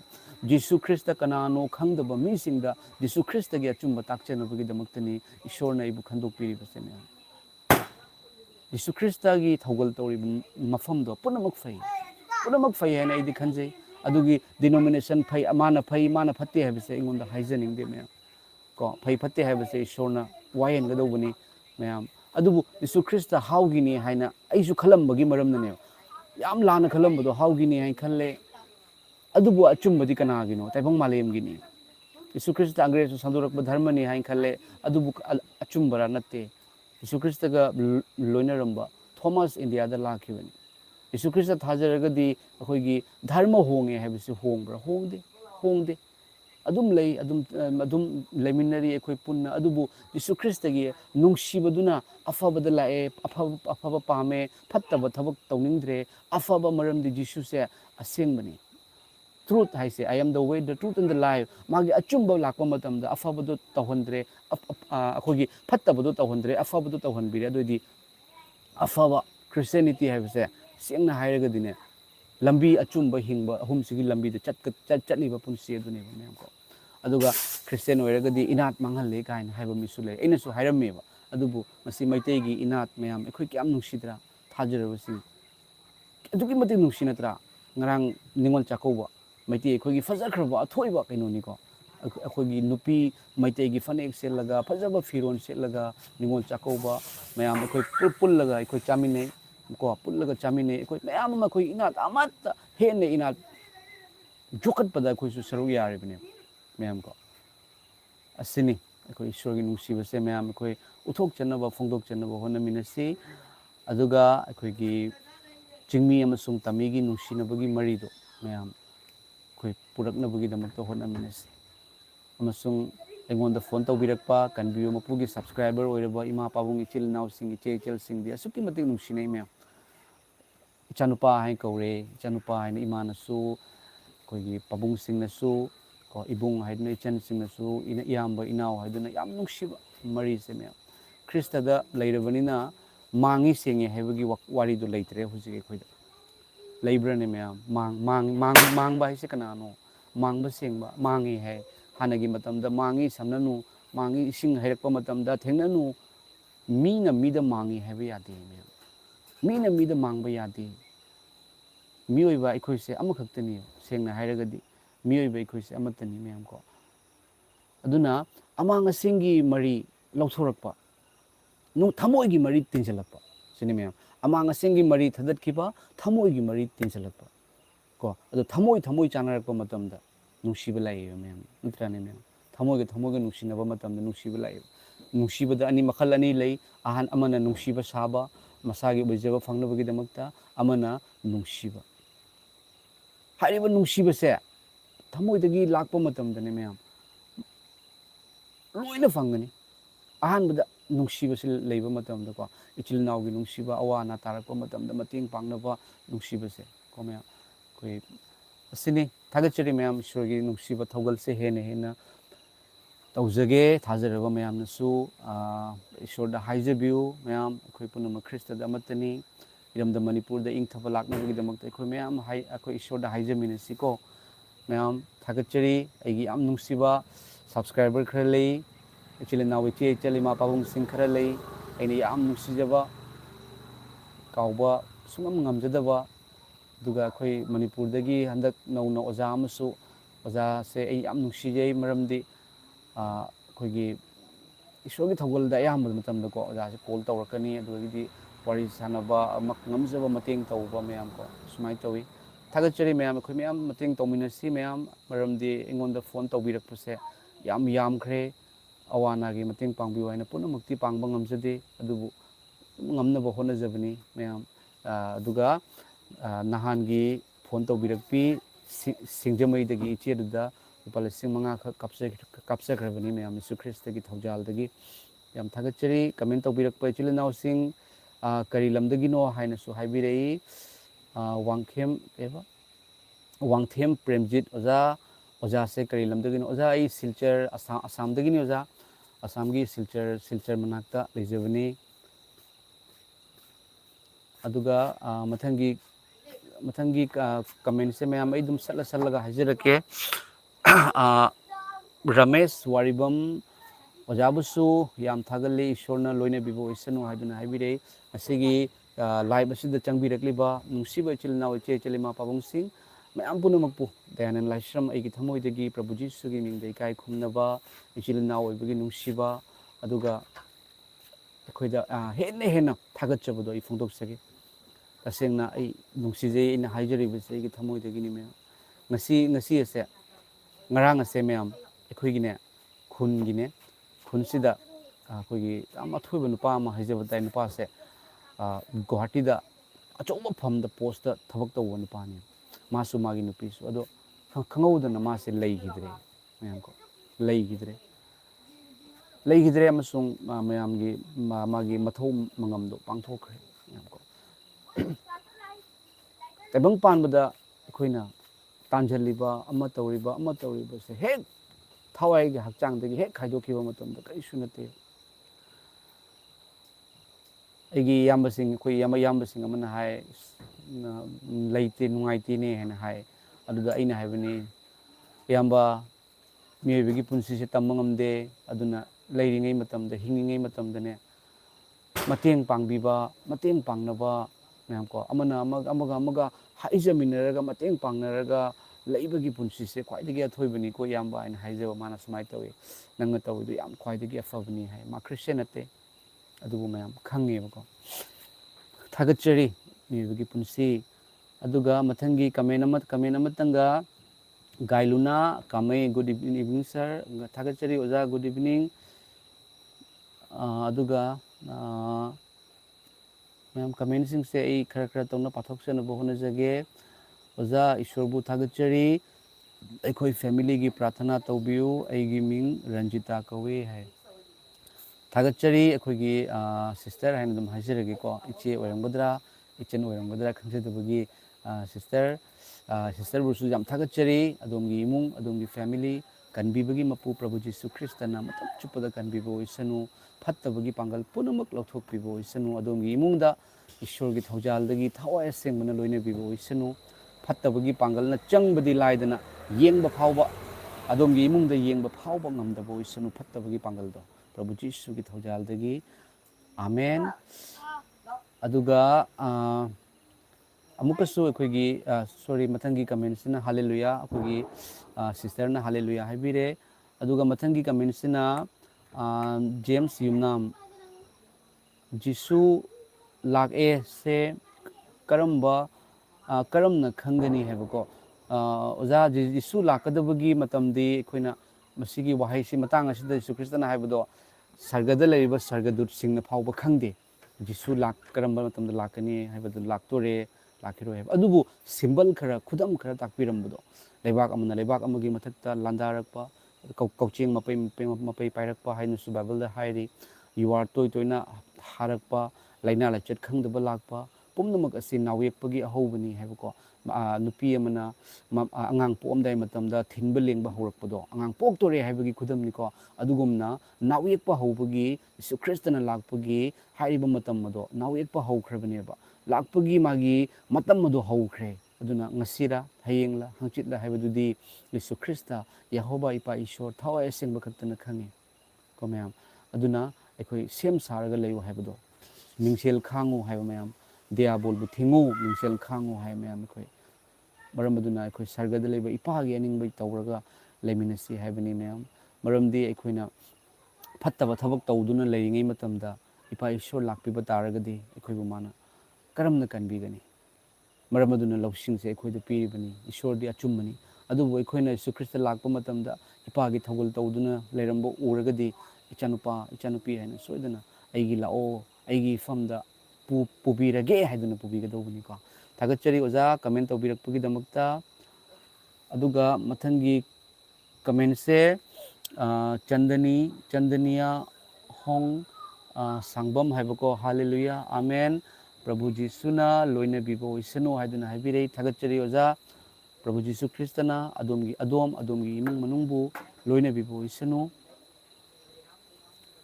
ꯑꯗꯨꯒ ꯃꯊꯪꯒꯤ ꯀꯃꯦꯟꯁꯦ ꯁꯂꯥꯝ ꯆꯥꯎꯕ ꯑꯩꯅ ꯅꯤꯖꯕꯅꯤ ꯍꯥꯂꯦꯂꯨꯌꯥ press ꯗ ꯂꯣꯔꯗ ꯍꯥꯏꯗꯨꯅ ꯍꯥꯏꯕꯤꯔꯛꯑꯦ ꯊꯥꯒꯠꯆꯔꯤ ꯑꯣꯖꯥ ꯑꯣꯖꯥ ꯁꯂꯥꯝ ꯆꯥꯎꯕ ꯑꯩꯈꯣꯏ ꯑꯃꯅ ꯑꯃꯒꯤꯗꯃꯛꯇ ꯍꯥꯏꯖꯃꯤꯟꯅꯁꯤ ꯑꯣꯖꯥ ꯑꯗꯨꯒ ꯑꯣꯖꯥ ꯁꯂꯥꯝ ꯆꯥꯎꯕꯅ ꯑꯩꯒꯤꯁꯨ ꯄ꯭ꯔꯦꯌꯔꯗ ꯌꯥꯎꯕꯤꯌꯨ ꯑꯣꯖꯥꯒꯤ ꯂꯥꯏꯚ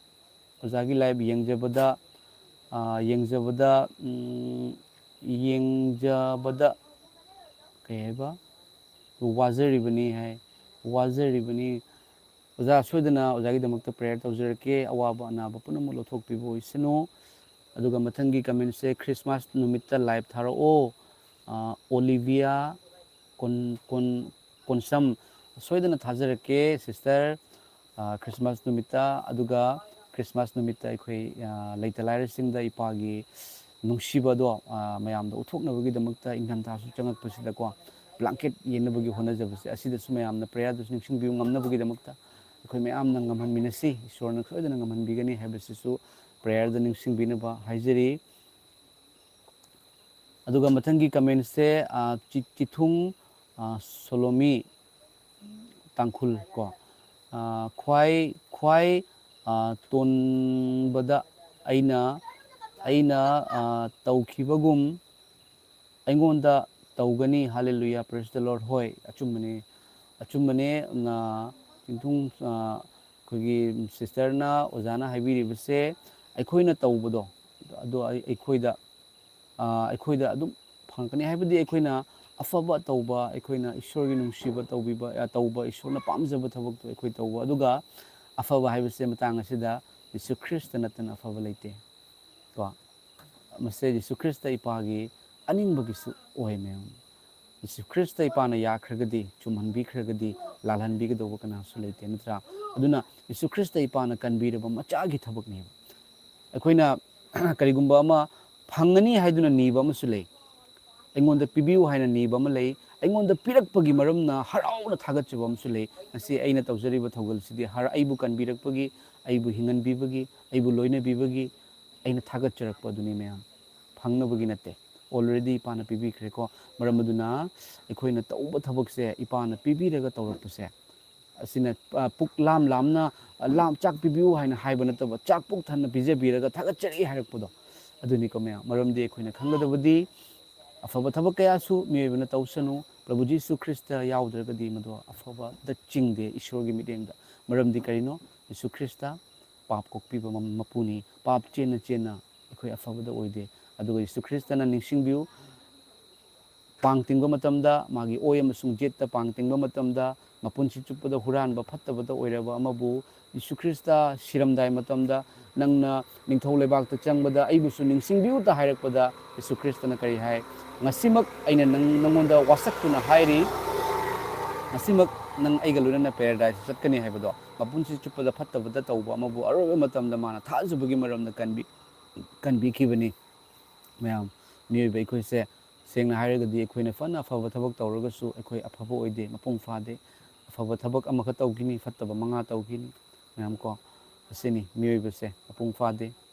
ꯑꯗꯨꯕꯨ ꯏꯁꯣꯔꯅ ꯃꯄꯨꯡ ꯐꯥꯍꯟꯕꯤꯕꯅꯤ ꯑꯩꯈꯣꯏꯁꯦ ꯃꯌꯥꯝ ꯌꯤꯁꯨ ꯈ꯭ꯔꯤꯁꯇꯒꯤ ꯀꯥꯜꯚꯥꯔꯤꯒꯤ ꯀ꯭ꯔꯣꯁꯀꯤ ꯃꯄꯥꯜꯅ ꯑꯩꯈꯣꯏꯁꯦ ꯙꯔꯃ ꯆꯦꯟꯕ ꯑꯣꯏꯍꯟꯕꯤꯕꯅꯤ ꯑꯗꯨꯅ ꯑꯩꯈꯣꯏ ꯆꯥꯎꯊꯣꯛꯁꯤ ꯀꯗꯥꯏꯗ ꯌꯤꯁꯨ ꯈ꯭ꯔꯤꯁꯇꯒꯤ ꯀꯥꯜꯚꯥꯔꯤꯒꯤ ꯀ꯭ꯔꯣꯁꯇ ꯆꯥꯎꯊꯣꯛꯁꯤ ꯏꯁꯥꯅ ꯏꯁꯥꯗ ꯆꯥꯎꯊꯣꯛꯄ ꯅꯠꯇꯦ ꯌꯤꯁꯨꯅ ꯂꯣꯏꯕꯤꯈꯤꯕ ꯑꯩ ꯑꯃꯁꯨꯡ ꯑꯗꯣꯝꯕꯨ ꯅꯨꯡꯁꯤꯕꯗꯣ ꯑꯗꯨꯗ ꯑꯩꯈꯣꯏ ꯆꯥꯎꯊꯣꯛꯃꯤꯟꯅꯁꯤ ꯊꯥꯒꯠꯃꯤꯟꯅꯁꯤ ꯑꯗꯨꯒ ꯕꯤꯃꯣꯜ ꯃꯊꯪꯒꯤ ꯀꯃꯦꯟꯁꯦ ꯕꯤꯃꯣꯜ ꯑꯉꯝꯕꯝ ꯀꯣ ꯄ꯭ꯔꯦꯁ ꯗ ꯂꯣꯔꯗ ꯍꯥꯏꯕꯤꯔꯦ ꯊꯥꯒꯠꯆꯔꯤ ꯕ꯭ꯔꯗꯔ ꯕꯤꯃꯣꯜ ꯀꯥꯉꯝꯕꯝ ꯌꯥꯝ ꯅꯨꯡꯁꯤꯕ ꯑꯩꯈꯣꯏꯒꯤ ꯕ꯭ꯔꯗꯔꯅꯤ ꯃꯃꯥꯡꯉꯩꯗꯒꯤ ꯍꯧꯅ ꯏꯁꯣꯔꯒꯤ ꯅꯨꯡꯁꯤꯕꯗ ꯑꯩꯈꯣꯏꯒꯤ ꯁꯕꯁꯀ꯭ꯔꯥꯏꯕꯔ ꯑꯣꯏꯕꯤꯔꯕ ꯕꯤꯃꯣꯜ ꯀꯥꯉꯝꯕꯝ ꯑꯣꯖꯥꯕꯨ ꯊꯥꯒꯠꯆꯔꯤ ꯃꯊꯪꯒꯤ ꯀꯃꯦꯟꯁꯤꯅ ꯄ꯭ꯔꯦꯁ ꯗ ꯂꯣꯔꯗ ꯑꯃꯦꯟ ꯍꯥꯏꯗꯨꯅ ꯍꯥꯏꯕꯤꯔꯛꯏ ꯑꯃꯦꯟ ꯄꯥꯏꯔꯂꯥ ꯖꯥꯖꯣ ꯍꯥꯏꯕꯀꯣ ꯄ꯭ꯔꯦꯁ ꯗ ꯂꯣꯔꯗ ꯑꯃꯦꯟ ꯌꯥꯝ ꯆꯨꯝꯃꯦ ꯑꯣꯖꯥ ꯍꯥꯏꯗꯨꯅ ꯀꯃꯦꯟ ꯇꯧꯕꯤꯔꯛꯏ please pray for my son living abroad ꯍꯥꯏꯗꯨꯅ ꯍꯥꯏꯕꯤꯔꯛꯏ ꯑꯔꯣꯏꯕꯗ ꯁꯣꯏꯗꯅ ꯍꯥꯏꯖꯔꯛꯀꯦ ꯂꯂꯤꯇꯥ ꯃꯨꯇꯨꯝ ꯑꯣꯖꯥ ꯃꯇꯝ ꯐꯠꯇ꯭ꯔꯕꯗꯤ ꯑꯅꯥꯁꯨ ꯂꯩꯇꯦ ꯏꯄꯥ ꯏꯁꯣꯔꯒꯤ ꯊꯧꯖꯥꯜ ꯉꯥꯏꯖꯔꯤ ꯑꯃꯦꯟ ꯍꯥꯏꯗꯨꯅ ꯍꯥꯏꯕꯤꯔꯛꯏ ꯊꯥꯒꯠꯆꯔꯤ ꯏꯄꯥ ꯏꯁꯣꯔꯒꯤ ꯊꯧꯖꯥꯜ ꯃꯇꯝ ꯆꯨꯞꯄꯗ ꯂꯣꯏꯅꯕꯤꯕ ꯑꯣꯏꯁꯅꯨ ꯑꯗꯨꯒ ꯁꯥꯔꯤꯇꯝ ꯑꯃꯦꯟ ꯕ꯭ꯔꯣ ꯍꯥꯏꯗꯨꯅ ꯍꯥꯏꯕꯤꯔꯛꯏ ꯌꯥꯝ ꯆꯨꯝꯕ ꯋꯥꯐꯝꯅꯦ ꯍꯥꯏꯗꯨꯅꯁꯨ ꯍꯥꯏꯕꯤꯔꯛꯏ ꯑꯃꯦꯟ ꯄ꯭ꯔꯦꯁ ꯗ ꯂꯣꯔꯗ ꯑꯗꯨꯒ ꯁꯔꯤꯇꯥ ꯑꯦꯝ ꯕ꯭ꯔꯣ ꯊꯃꯣꯏ ꯁꯦꯡꯅ ꯑꯩꯒꯤ ꯄ꯭ꯔꯚꯨꯗꯤ ꯄꯤꯕꯤ ꯑꯩꯅ ꯅꯤꯖꯕ ꯈꯨꯗꯤꯡꯃꯛ ꯄꯤꯕꯤ ꯑꯩꯅ ꯃꯇꯝꯗ ꯋꯥꯔꯕ ꯃꯇꯝꯗ ꯄꯤ ꯇꯥꯅ ꯏꯄꯥ ꯄ꯭ꯔꯚꯨꯕꯨ ꯊꯃꯣꯏ ꯁꯦꯡꯅ ꯅꯤꯖꯔꯤ ꯏꯄꯥ ꯄ꯭ꯔꯚꯨꯅ ꯑꯩꯒꯤ ꯄꯤꯕꯤ ꯕ꯭ꯔꯣ ꯍꯥꯏ ꯌꯤꯁꯨ ꯈ꯭ꯔꯤꯁꯇ ꯀꯟꯕꯤꯕꯒꯤ ꯃꯄꯨꯅꯤ ꯃꯌꯥꯝ ꯄꯤꯕꯤꯕꯒꯤ ꯃꯄꯨꯅꯤ ꯑꯗꯨꯒ ꯂꯩ ꯅꯥꯒꯥ ꯍꯥꯂꯦꯂꯨꯌꯥ ꯍꯥꯏꯗꯨꯅ ꯍꯥꯏꯕꯤꯔꯦ ꯊꯥꯒꯠꯆꯔꯤ ꯑꯣꯖꯥ ꯅꯥꯒꯥꯒꯤ ꯑꯣꯖꯥꯁꯤꯡꯕꯨ ꯊꯥꯒꯠꯆꯔꯤ ꯑꯁꯥꯡꯕꯤ ꯆꯅꯨ ꯃꯅꯤꯄꯨꯔꯗ ꯉꯁꯤ ꯐꯥꯎꯕ ꯂꯨꯆꯤꯡꯕ ꯀꯟꯕ ꯉꯝꯗ꯭ꯔꯤ ꯑꯣꯖꯥ ꯏꯁꯣꯔꯅ ꯃꯆꯥ ꯑꯩꯈꯣꯏ ꯑꯃꯨꯛꯇꯪ ꯏꯁꯣꯔꯗ ꯍꯥꯏꯖꯃꯤꯟꯅꯁꯦ ꯑꯣꯖꯥ ꯍꯥꯏꯗꯨꯅ ꯍꯥꯏꯕꯤꯔꯦ ꯊꯥꯒꯠꯆꯔꯤ ꯑꯣꯖꯥ ꯑꯗꯨꯒ ꯃꯊꯪꯒꯤ ꯀꯃꯦꯟ ꯑꯃ ꯑꯔꯣꯏꯕꯗ ꯄꯥꯊꯣꯛꯆꯔꯒꯦ religion should be kept in secret if not then you are using the religion to same kind of making money as you do now 하이드나 하이비레 ꯑꯩꯈꯣꯏ ꯑꯐꯕ ꯈꯟꯕꯁꯤꯁꯨ ꯀꯣ ꯏꯁꯣꯔꯒꯤ ꯈꯨꯗꯣꯜ ꯑꯃꯅꯤ ꯑꯍꯥꯟꯕꯗ ꯑꯩꯈꯣꯏꯗ ꯑꯐꯕ ꯈꯟꯕꯁꯦ ꯐꯠꯇꯕꯗ ꯈꯟꯕ ꯌꯥꯗꯦꯀꯣ ꯑꯗꯨꯒ ꯐꯠꯇꯕꯗ ꯈꯟꯕꯁꯦ ꯑꯩꯅ ꯐꯠꯇꯕ ꯑꯣꯏꯔꯒꯗꯤ ꯐꯠꯇꯕꯗ ꯈꯜꯂꯤ ꯍꯥꯏꯅꯁꯨ ꯍꯥꯏꯅꯕꯅꯦꯕꯀꯣ ꯃꯌꯥꯝ ꯑꯗꯨꯅ ꯑꯐꯕ ꯈꯟꯕꯤꯌꯨ ꯀꯣ ꯄꯣꯖꯤꯇꯤꯚ ꯑꯣꯏꯕ ꯋꯥꯈꯜ ꯈꯟꯕꯤꯌꯨ ꯌꯤꯁꯨ ꯈ꯭ꯔꯤꯁꯇ ꯃꯇꯧ ꯀꯔꯝꯅ ꯑꯩꯅ ꯈ꯭ꯔꯤꯁꯇꯒꯤ ꯊꯧꯒꯜ ꯇꯧꯖꯈꯤꯕꯅꯣ ꯍꯥꯏꯕꯗꯣ ꯑꯗꯣꯝꯗ ꯊꯣꯛꯑꯒꯗꯤ ꯑꯗꯣꯝꯅ ꯈꯪꯒꯗꯕꯅꯤ ꯄꯥꯁꯇꯔ ꯐꯨꯔꯝꯃꯤ ꯑꯍꯤꯡꯗ ꯆꯪꯉꯒ ꯈ꯭ꯔꯤꯁꯇꯤꯌꯟ ꯌꯥꯗꯕꯒꯤ ꯃꯔꯝꯅ ꯅꯣꯡꯉꯥꯜꯂꯛꯄ ꯃꯇꯝꯗ ꯃꯤꯠꯁꯦ ꯂꯣꯏ ꯃꯝꯁꯤꯜꯂꯒ ꯀꯣꯛꯁꯦ ꯂꯣꯏ ꯉꯥꯎ ꯂꯩꯔꯒ ꯃꯤꯍꯨꯟꯁꯦ ꯗꯪ ꯆꯣꯡꯉꯒ ꯈꯣꯡꯅ ꯂꯩꯕꯥꯛꯇ ꯂꯦꯞꯄꯤ ꯍꯥꯏꯁꯦ ꯈꯪꯗ꯭ꯔꯒ ꯀꯣꯛꯁꯦ ꯉꯥꯎꯔꯒ ꯂꯩꯈꯤꯕꯅꯤ ꯑꯩꯒꯤ ꯄꯨꯟꯁꯤꯁꯦ ꯏꯃꯥꯒꯤ ꯃꯈꯣꯡ ꯄꯥꯏꯔ ꯀꯞꯄꯅꯤ ꯏꯃꯥ ꯑꯩ ꯁꯤꯔꯅꯤ ꯄꯥꯁꯇꯔ ꯑꯃ ꯐꯨꯔꯨꯕꯗꯒꯤ ꯖꯤꯁꯨꯅ ꯑꯩꯉꯣꯟꯗ ꯍꯥꯠꯇꯣꯛꯑꯅꯤ ꯍꯥꯏꯅ ꯌꯦꯡꯕꯁꯦ ꯑꯃꯐꯥꯎ ꯉꯝꯗꯕꯅꯤ ꯍꯥꯏꯔꯤꯕ ꯖꯤꯁꯨꯁꯦ ꯃꯇꯝ ꯑꯃꯗꯗꯤ ꯑꯩꯅ ꯁꯥꯎꯔꯝꯃꯤ ꯃꯤꯒꯤꯅꯤ ꯍꯥꯏꯗꯨꯅ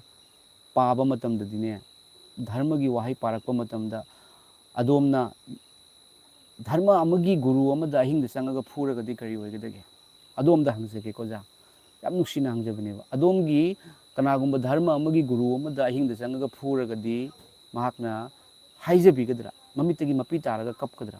ꯈ꯭ꯔꯤꯁꯇꯤꯌꯟ ꯍꯥꯏꯁꯦ ꯋꯥꯔꯜꯗ ꯈ꯭ꯋꯥꯏꯗꯒꯤ ꯆꯥꯎꯋꯤ ꯑꯗꯨꯕꯨ ꯑꯩꯅ ꯐꯨꯈꯤꯕ ꯄꯥꯁꯇꯔ ꯃꯃꯥꯏ ꯀꯥꯏꯔꯤꯕꯗꯣ ꯑꯗꯨꯅ ꯑꯩꯒꯤꯗꯃꯛꯇ ꯏꯄꯥ ꯏꯁꯣꯔ ꯍꯥꯏꯅ ꯃꯃꯤꯠꯇꯒꯤ ꯃꯄꯤ ꯇꯥꯔꯒ ꯑꯩꯕꯨ ꯀꯟꯕꯤꯌꯨ ꯍꯥꯏꯅ ꯍꯥꯏꯈꯤꯕꯅꯤ ꯅꯨꯃꯤꯠꯇꯨꯗꯒꯤ ꯖꯤꯁꯨ ꯀꯅꯥꯅꯣ ꯍꯥꯏꯕꯁꯦ ꯍꯪꯕ ꯍꯧꯈꯤꯕꯅꯤ ꯑꯣꯖꯥ ꯄꯥꯁꯇꯔꯗꯨꯅ ꯐꯔꯤꯗꯣ ꯃꯥꯅ ꯐꯕꯒꯤ ꯅꯠꯇꯦ ꯖꯤꯁꯨ ꯑꯐꯕ ꯑꯣꯏꯕꯒꯤ ꯃꯔꯝꯅꯅꯤ ꯑꯗꯨꯒ ꯖꯤꯁꯨ ꯈ꯭ꯔꯤꯁꯇ ꯍꯤꯁꯇꯣꯔꯤꯀꯦꯜꯅꯤ ꯋꯥꯈꯜꯅ ꯁꯥꯒꯠꯄ ꯅꯠꯇꯦ ꯆꯍꯤ ꯃꯁꯤꯡ ꯊꯤꯔꯤꯕ 2025 ꯖꯤꯁꯨꯗꯒꯤ ꯂꯥꯛꯈꯤ I am the way the truth and the life ꯂꯝꯕꯤ ꯑꯆꯨꯝꯕ ꯍꯤꯡꯕ ꯑꯩ ꯅꯠꯇꯅ ꯁꯔꯒꯗ ꯀꯥꯔꯣꯏ ꯍꯥꯏꯕ ꯉꯝꯕ ꯖꯤꯁꯨ ꯈ꯭ꯔꯤꯁꯇꯅꯤ ꯃꯤꯑꯣꯏꯕꯒꯤꯗꯃꯛꯇ ꯁꯤꯔꯒ ꯍꯤꯡꯒꯠꯄ ꯖꯤꯁꯨ ꯈ꯭ꯔꯤꯁꯇꯅꯤ ꯀꯣ ꯑꯩꯈꯣꯏꯅ ꯈ꯭ꯔꯤꯁꯇꯤꯌꯟ ꯈꯔ ꯎꯔꯒ ꯅꯧꯅ ꯄꯣꯛꯇꯕ ꯃꯤꯡ ꯈꯛꯇꯪꯒꯤ ꯈ꯭ꯔꯤꯁꯇꯤꯌꯟ ꯈꯔ ꯎꯔꯒ ꯈ꯭ꯔꯤꯁꯇꯤꯌꯟ ꯍꯥꯏꯅ ꯍꯥꯏꯕꯒꯤ ꯋꯥꯅꯦꯕ ꯄ꯭ꯔꯤꯊꯤꯕꯤꯁꯤꯒ ꯅꯝꯕꯔ 1 ꯑꯣꯏꯔꯤꯕꯅꯤ ꯑꯣꯖꯥ ꯈ꯭ꯔꯤꯁꯇꯤꯌꯟꯅ ꯑꯗꯨꯒ ꯑꯐꯕ ꯑꯊꯣꯏꯕ ꯃꯥꯗꯔ ꯇꯦꯔꯤꯖꯥ ꯀꯥꯏꯗꯣ ꯖꯤꯁꯨ ꯈ꯭ꯔꯤꯁꯇꯒꯤꯗꯃꯛꯇ ꯀꯔꯤ ꯇꯧꯈꯤ ꯍꯥꯏꯕꯗꯨ ꯈꯪꯕꯤꯌꯨ ꯂꯥꯏꯔꯤꯛ ꯂꯥꯏꯁꯨ ꯌꯥꯝ ꯍꯩꯕ ꯃꯤꯅꯅꯦ ꯈꯥꯟ ꯁꯥꯔ ꯍꯥꯏꯅ ꯑꯗꯨꯝ ꯁꯔꯆ ꯇꯧꯕꯤꯌꯨꯕ ꯈꯥꯟ ꯁꯥꯔ ꯂꯥꯏꯔꯤꯛ ꯌꯥꯝ ꯍꯩ ꯃꯥꯅꯅꯦ ꯈ꯭ꯔꯤꯁꯇꯤꯌꯟꯁꯦ ꯑꯁꯨꯛꯀꯤ ꯃꯇꯤꯛ ꯊꯥꯒꯠꯂꯦ ꯃꯥ ꯃꯨꯁꯂꯤꯝꯅꯤ ꯏꯟꯗꯤꯌꯥꯁꯤꯗ ꯄꯨꯔꯥ ꯋꯥꯔꯜꯗꯅꯦ ꯀꯅꯥꯅ ꯑꯦꯖꯨꯀꯦꯁꯟ ꯂꯥꯏꯔꯤꯛ ꯂꯥꯏꯁꯨꯒꯤ ꯃꯉꯥꯜ ꯄꯨꯔꯛꯏ ꯈꯪꯕ꯭ꯔꯥ ꯈ꯭ꯔꯤꯁꯇꯤꯌꯟꯁꯤꯡꯅ ꯄꯨꯔꯛꯑꯦꯕ ꯂꯥꯏꯔꯤꯛ ꯂꯥꯏꯁꯨꯒꯤ ꯃꯉꯥꯜ ꯂꯥꯏꯔꯤꯛ ꯂꯥꯏꯁꯨꯒꯤ ꯃꯉꯥꯜꯁꯤꯅꯅꯤ ꯑꯩꯈꯣꯏꯗ ꯑꯆꯨꯝꯕ ꯂꯧꯁꯤꯡ ꯄꯤꯔꯤꯁꯦ ꯑꯩꯒꯤ ꯍꯤꯡꯕꯒꯤ ꯔꯥꯏꯠ ꯄꯤꯔꯤꯁꯦ ꯍꯥꯏꯔꯤꯕ ꯂꯥꯏꯔꯤꯛ ꯂꯥꯏꯁꯨꯒꯤ ꯃꯉꯥꯜꯗꯣ ꯏꯟꯗꯤꯌꯥꯗ ꯈꯥꯟ ꯁꯥꯔꯅꯅꯦ 99% ꯈ꯭ꯔꯤꯁꯇꯤꯌꯟꯒꯤꯅꯤ ꯍꯥꯏ ꯑꯆꯧ ꯑꯆꯧꯕ ꯁ꯭ꯀꯨꯜ ꯀꯅꯥꯒꯤꯅꯣ ꯑꯗꯨꯝ ꯌꯦꯡꯕꯤꯔꯣ ꯑꯗꯨꯅ ꯖꯤꯁꯨ ꯈ꯭ꯔꯤꯁꯇ ꯑꯃꯨꯛ ꯂꯥꯛꯀꯗꯧꯔꯦ ꯃꯍꯥꯛ ꯑꯃꯨꯛ ꯂꯥꯛꯀꯅꯤ ꯍꯥꯏꯕꯁꯦ ꯑꯗꯣꯝꯅ ꯈ꯭ꯔꯤꯁꯇꯤꯌꯟꯁꯦ ꯁꯥꯎꯅꯤꯡꯉꯒ ꯊꯥꯖꯗ꯭ꯔꯒꯁꯨꯀꯣ ꯑꯗꯣꯝ ꯃꯨꯁꯂꯤꯝꯒꯤ ꯀꯨꯔꯥꯟ ꯂꯥꯏꯔꯤꯛꯇꯅꯦ ꯀꯨꯔꯥꯟ ꯂꯥꯏꯔꯤꯛꯇꯣ ꯄꯥꯔꯒ ꯌꯦꯡꯕꯤꯌꯨ ꯃꯨꯁꯂꯤꯝꯁꯤꯡꯗ ꯍꯪꯕꯤꯌꯨ ꯑꯗꯨꯕꯨ ꯑꯈꯪꯕ ꯃꯤꯉꯣꯟꯗ ꯍꯪꯕꯤꯌꯨ ꯈꯪꯗꯕꯗ ꯍꯪꯒꯅꯨ ꯃꯈꯣꯏꯅ ꯑꯇꯣꯞꯄ ꯙꯔꯃꯅꯤ ꯍꯥꯏꯅ ꯈꯜꯂꯒꯅꯦ ꯌꯤꯁꯨ ꯈ꯭ꯔꯤꯁꯇꯒꯤ ꯑꯆꯨꯝꯕꯗꯣ ꯍꯥꯏꯗꯣꯛꯄꯤꯔꯣꯏꯑꯕ ꯑꯩꯈꯣꯏꯒꯤ ꯃꯧꯂꯕꯤꯒꯨꯝꯕꯗ ꯍꯪꯕꯤꯌꯨꯕꯀꯣ ꯏꯁꯥ ꯑꯂꯦ ꯁꯂꯥꯝ ꯍꯥꯏꯅ ꯃꯨꯁꯂꯤꯝꯒꯤ ꯀꯨꯔꯥꯟ ꯂꯥꯏꯔꯤꯛꯇ ꯌꯥꯎꯕꯅꯦꯕ ꯃꯍꯥꯛ ꯑꯁꯦ ꯑꯁꯦꯡꯕꯤ ꯂꯩꯁꯥꯕꯤꯅ ꯄꯣꯛꯄ꯭ꯔꯥ ꯃꯄꯥ ꯌꯥꯎꯗꯅ ꯅꯨꯄꯥꯒ ꯅꯨꯄꯤ ꯂꯨꯍꯣꯡꯗꯅ ꯄꯣꯛꯄ꯭ꯔꯥ ꯍꯥꯏꯅ ꯍꯪꯕꯤꯔꯣ ꯌꯤꯁꯨ ꯈ꯭ꯔꯤꯁꯇꯅ ꯂꯩꯔꯤꯉꯩ ꯃꯇꯝꯗ ꯃꯍꯥꯛꯅ ꯑꯁꯤꯕꯗ ꯊꯋꯥꯏ ꯍꯥꯞꯈꯤꯕ꯭ꯔꯥ ꯍꯥꯏꯅ ꯍꯪꯕꯤꯔꯣ ꯃꯍꯥꯛ ꯁꯤꯗꯅ ꯁꯔꯒꯗ ꯀꯥꯈꯤꯕ꯭ꯔꯥ ꯍꯥꯏꯅ ꯍꯪꯕꯤꯔꯣ ꯑꯃꯨꯛ ꯋꯥꯌꯦꯟꯅꯕꯒꯤꯗꯃꯛꯇ ꯀꯌꯥꯃꯠꯀꯤ ꯃꯇꯝꯗ ꯂꯥꯛꯀꯅꯤ ꯍꯥꯏꯅ ꯍꯥꯏꯔꯝꯕ꯭ꯔꯥ ꯍꯥꯏꯅ ꯏꯕ꯭ꯔꯥ ꯍꯥꯏꯅ ꯍꯪꯕꯤꯌꯨ ꯃꯨꯁꯂꯤꯝꯒꯤ ꯀꯨꯔꯥꯟ ꯂꯥꯏꯔꯤꯛꯇꯅꯦ ꯃꯨꯁꯂꯤꯝ ꯙꯔꯃ ꯁꯟꯗꯣꯛꯈꯤꯕ ꯄ꯭ꯔꯣꯐꯦꯠ ꯃꯨꯍꯝꯃꯗꯁꯦ ꯃꯥꯒꯤ ꯃꯃꯤꯡꯅꯦ ꯃꯐꯝ 5ꯗ ꯌꯥꯎꯏ ꯑꯗꯨꯒ ꯖꯤꯁꯨ ꯈ꯭ꯔꯤꯁꯇ ꯏꯁꯥ ꯑꯂꯦ ꯁꯂꯥꯝ ꯍꯥꯏꯅ ꯃꯈꯣꯏꯅ ꯍꯥꯏꯔꯤꯕꯗꯣ ꯌꯤꯁꯨ ꯈ꯭ꯔꯤꯁꯇꯒꯤꯅꯦ ꯏꯁꯥ ꯑꯂꯦ ꯁꯂꯥꯝꯃꯈꯣꯏꯒꯤꯅꯦ ꯌꯤꯁꯨ ꯈ꯭ꯔꯤꯁꯇꯒꯤ ꯃꯐꯝ 15ꯗ ꯌꯥꯎꯏ ꯃꯨꯁꯂꯤꯝꯒꯤ ꯀꯨꯔꯥꯟ ꯂꯥꯏꯔꯤꯛ ꯏꯔꯤꯕ ꯄ꯭ꯔꯣꯐꯦꯠ ꯃꯨꯍꯝꯃꯗꯀꯤ ꯃꯐꯝ 5 ꯑꯗꯨꯒ ꯌꯤꯁꯨ ꯈ꯭ꯔꯤꯁꯇ ꯃꯍꯥꯛꯀꯤ ꯋꯥꯍꯩꯗꯤ ꯋꯥꯔꯗ ꯑꯣꯐ ꯒꯣꯗꯅꯦꯕ ꯏꯁꯣꯔꯒꯤ ꯋꯥꯍꯩ ꯁꯤꯒꯗꯤ ꯃꯔꯤꯛ ꯆꯨꯝꯅ ꯇꯥꯛꯊꯣꯛꯑꯦ ꯁꯤꯗꯤ ꯑꯁꯦꯡꯕ ꯌꯤꯁꯨ ꯈ꯭ꯔꯤꯁꯇꯒꯤ ꯋꯥꯍꯩ ꯑꯗꯨꯅꯤ ꯑꯗꯣ ꯃꯈꯣꯏꯅ ꯌꯤꯁꯨ ꯈ꯭ꯔꯤꯁꯇꯅꯤ ꯍꯥꯏꯔꯤꯕꯗꯣ ꯏꯁꯥ ꯑꯂꯦ ꯁꯂꯥꯝ ꯍꯥꯏꯔꯤꯕ ꯌꯤꯁꯨ ꯈ꯭ꯔꯤꯁꯇꯅꯤ ꯍꯥꯏꯔꯤꯕꯗꯣ ꯑꯗꯨꯒꯤ ꯃꯃꯤꯡꯅꯅꯦ ꯃꯐꯝ 15ꯗ ꯃꯨꯍꯝꯃꯗꯇꯁꯨ ꯍꯦꯟꯅ ꯌꯥꯝꯃꯤ ꯑꯗꯨꯅ ꯄꯤꯔꯤꯕ ꯔꯦꯐꯔꯦꯟꯁꯁꯦ ꯀꯔꯤꯒꯤꯅꯣ ꯌꯤꯁꯨ ꯈ꯭ꯔꯤꯁꯇ ꯁꯤꯗꯅ ꯃꯈꯣꯏꯅ ꯖꯟꯅꯠꯇ ꯀꯥꯈꯤ ꯍꯥꯏꯀꯣ ꯈꯪꯕꯤꯌꯨ ꯍꯥꯏꯔꯤꯕ ꯋꯥꯔꯤꯁꯦ ꯙꯔꯃ ꯍꯣꯡꯗꯣꯛꯎ ꯍꯥꯏꯕ ꯅꯠꯇꯦ ꯑꯗꯣꯝꯅ ꯄꯩꯁꯥ ꯍꯥꯏꯅ ꯍꯥꯏꯗꯣ ꯑꯗꯣ ꯄꯩꯁꯥ ꯑꯩꯅꯅꯦ ꯑꯋꯥ ꯑꯅꯥ ꯇꯥꯔꯕꯁꯤꯡꯗ ꯄꯤꯌꯦ ꯑꯩ ꯀꯗꯥꯏꯗꯒꯤ ꯄꯩꯁꯥ ꯐꯪꯗꯣꯏꯅꯣ ꯀꯗꯥꯏꯗꯒꯤ ꯀꯅꯥꯅ ꯑꯩꯉꯣꯟꯗ ꯄꯩꯁꯥ ꯄꯤꯔꯛꯇꯣꯏꯅꯣ ꯑꯣꯖꯥ ꯑꯗꯣꯝꯅ ꯅꯪ ꯙꯔꯃꯒꯤ ꯋꯥꯔꯤ ꯁꯟꯗꯣꯛꯏꯁꯦ ꯄꯩꯁꯥ ꯐꯪꯅꯕꯒꯤꯅꯤ ꯀꯥꯏꯗꯣ ꯀꯅꯥꯅ ꯄꯩꯁꯥ ꯄꯤꯔꯛꯀꯅꯤ ꯑꯩ ꯈ꯭ꯔꯤꯁꯇꯤꯌꯟꯒꯤ ꯑꯆꯧꯕ ꯆꯔꯆꯀ ꯀꯩꯅꯣꯒꯁꯨ ꯑꯩ ꯃꯔꯤ ꯂꯩꯅꯖꯗꯦ ꯁꯤꯗꯤ ꯑꯩꯒꯤ ꯏꯁꯥꯒꯤ ꯑꯣꯏꯕ ꯑꯩꯒꯤ ꯊꯧꯒꯜꯅꯤ ꯑꯩ ꯏꯊꯟꯇꯒꯤ ꯑꯣꯏꯕ ꯊꯧꯒꯜꯅꯤ ꯑꯁꯤꯗ ꯑꯩꯒꯤ ꯅꯨꯡꯁꯤꯕ ꯌꯤꯁꯨ ꯈ꯭ꯔꯤꯁꯇꯅ ꯅꯧꯅ ꯄꯣꯛꯄꯤꯕ ꯊꯋꯥꯏ ꯑꯁꯦꯡꯕꯅ ꯂꯣꯏꯅꯕꯤꯕ ꯏꯆꯤꯜ ꯏꯅꯥꯎ ꯏꯆꯦ ꯏꯃꯥ ꯄꯥꯕꯨꯡ ꯀꯌꯥꯅ ꯂꯥꯏꯔꯕꯗ ꯃꯇꯦꯡ ꯄꯥꯡꯁꯤ ꯍꯥꯏꯕ ꯃꯇꯝꯗ ꯈꯔ ꯇꯧꯅꯔꯒ ꯃꯇꯦꯡ ꯄꯥꯡꯕꯅꯤ ꯑꯩꯉꯣꯟꯗ ꯄꯩꯁꯥ ꯊꯥꯗꯔꯛꯄꯁꯨ ꯂꯩꯇꯦ ꯕꯦꯇꯣꯟ ꯐꯪꯕꯁꯨ ꯂꯩꯇꯦ ꯑꯩꯒꯤ ꯗꯨꯀꯥꯟ ꯃꯆꯥ ꯑꯃ ꯍꯣꯠꯅꯖꯔꯒ ꯑꯋꯥ ꯑꯅꯥꯗ ꯃꯇꯦꯡ ꯄꯥꯡꯉꯤꯕꯅꯤ ꯄꯩꯁꯥ ꯍꯥꯏꯗꯨꯗꯤ ꯀꯔꯤꯁꯨ ꯅꯠꯇꯕ ꯌꯥꯝꯅ ꯄꯤꯛꯄ ꯋꯥꯍꯩꯅꯤ ꯑꯗꯨꯕꯨ ꯏꯁꯣꯔꯅ ꯂꯥꯏꯔꯕ ꯑꯣꯏꯍꯟꯗꯦ ꯌꯤꯁꯨ ꯈ꯭ꯔꯤꯁꯇꯅ ꯇꯧꯖꯔꯤꯕ ꯊꯧꯒꯜꯁꯦ ꯅꯨꯃꯤꯠ ꯑꯃꯨꯛ ꯊꯣꯛꯍꯜꯂꯤꯁꯦ ꯑꯗꯨꯒ ꯑꯃꯨꯛ ꯃꯝꯍꯜꯂꯤꯁꯦ ꯑꯃꯨꯛ ꯉꯥꯜꯍꯜꯂꯤꯁꯦ ꯃꯍꯥꯛꯀꯤ ꯊꯧꯒꯜꯅꯤ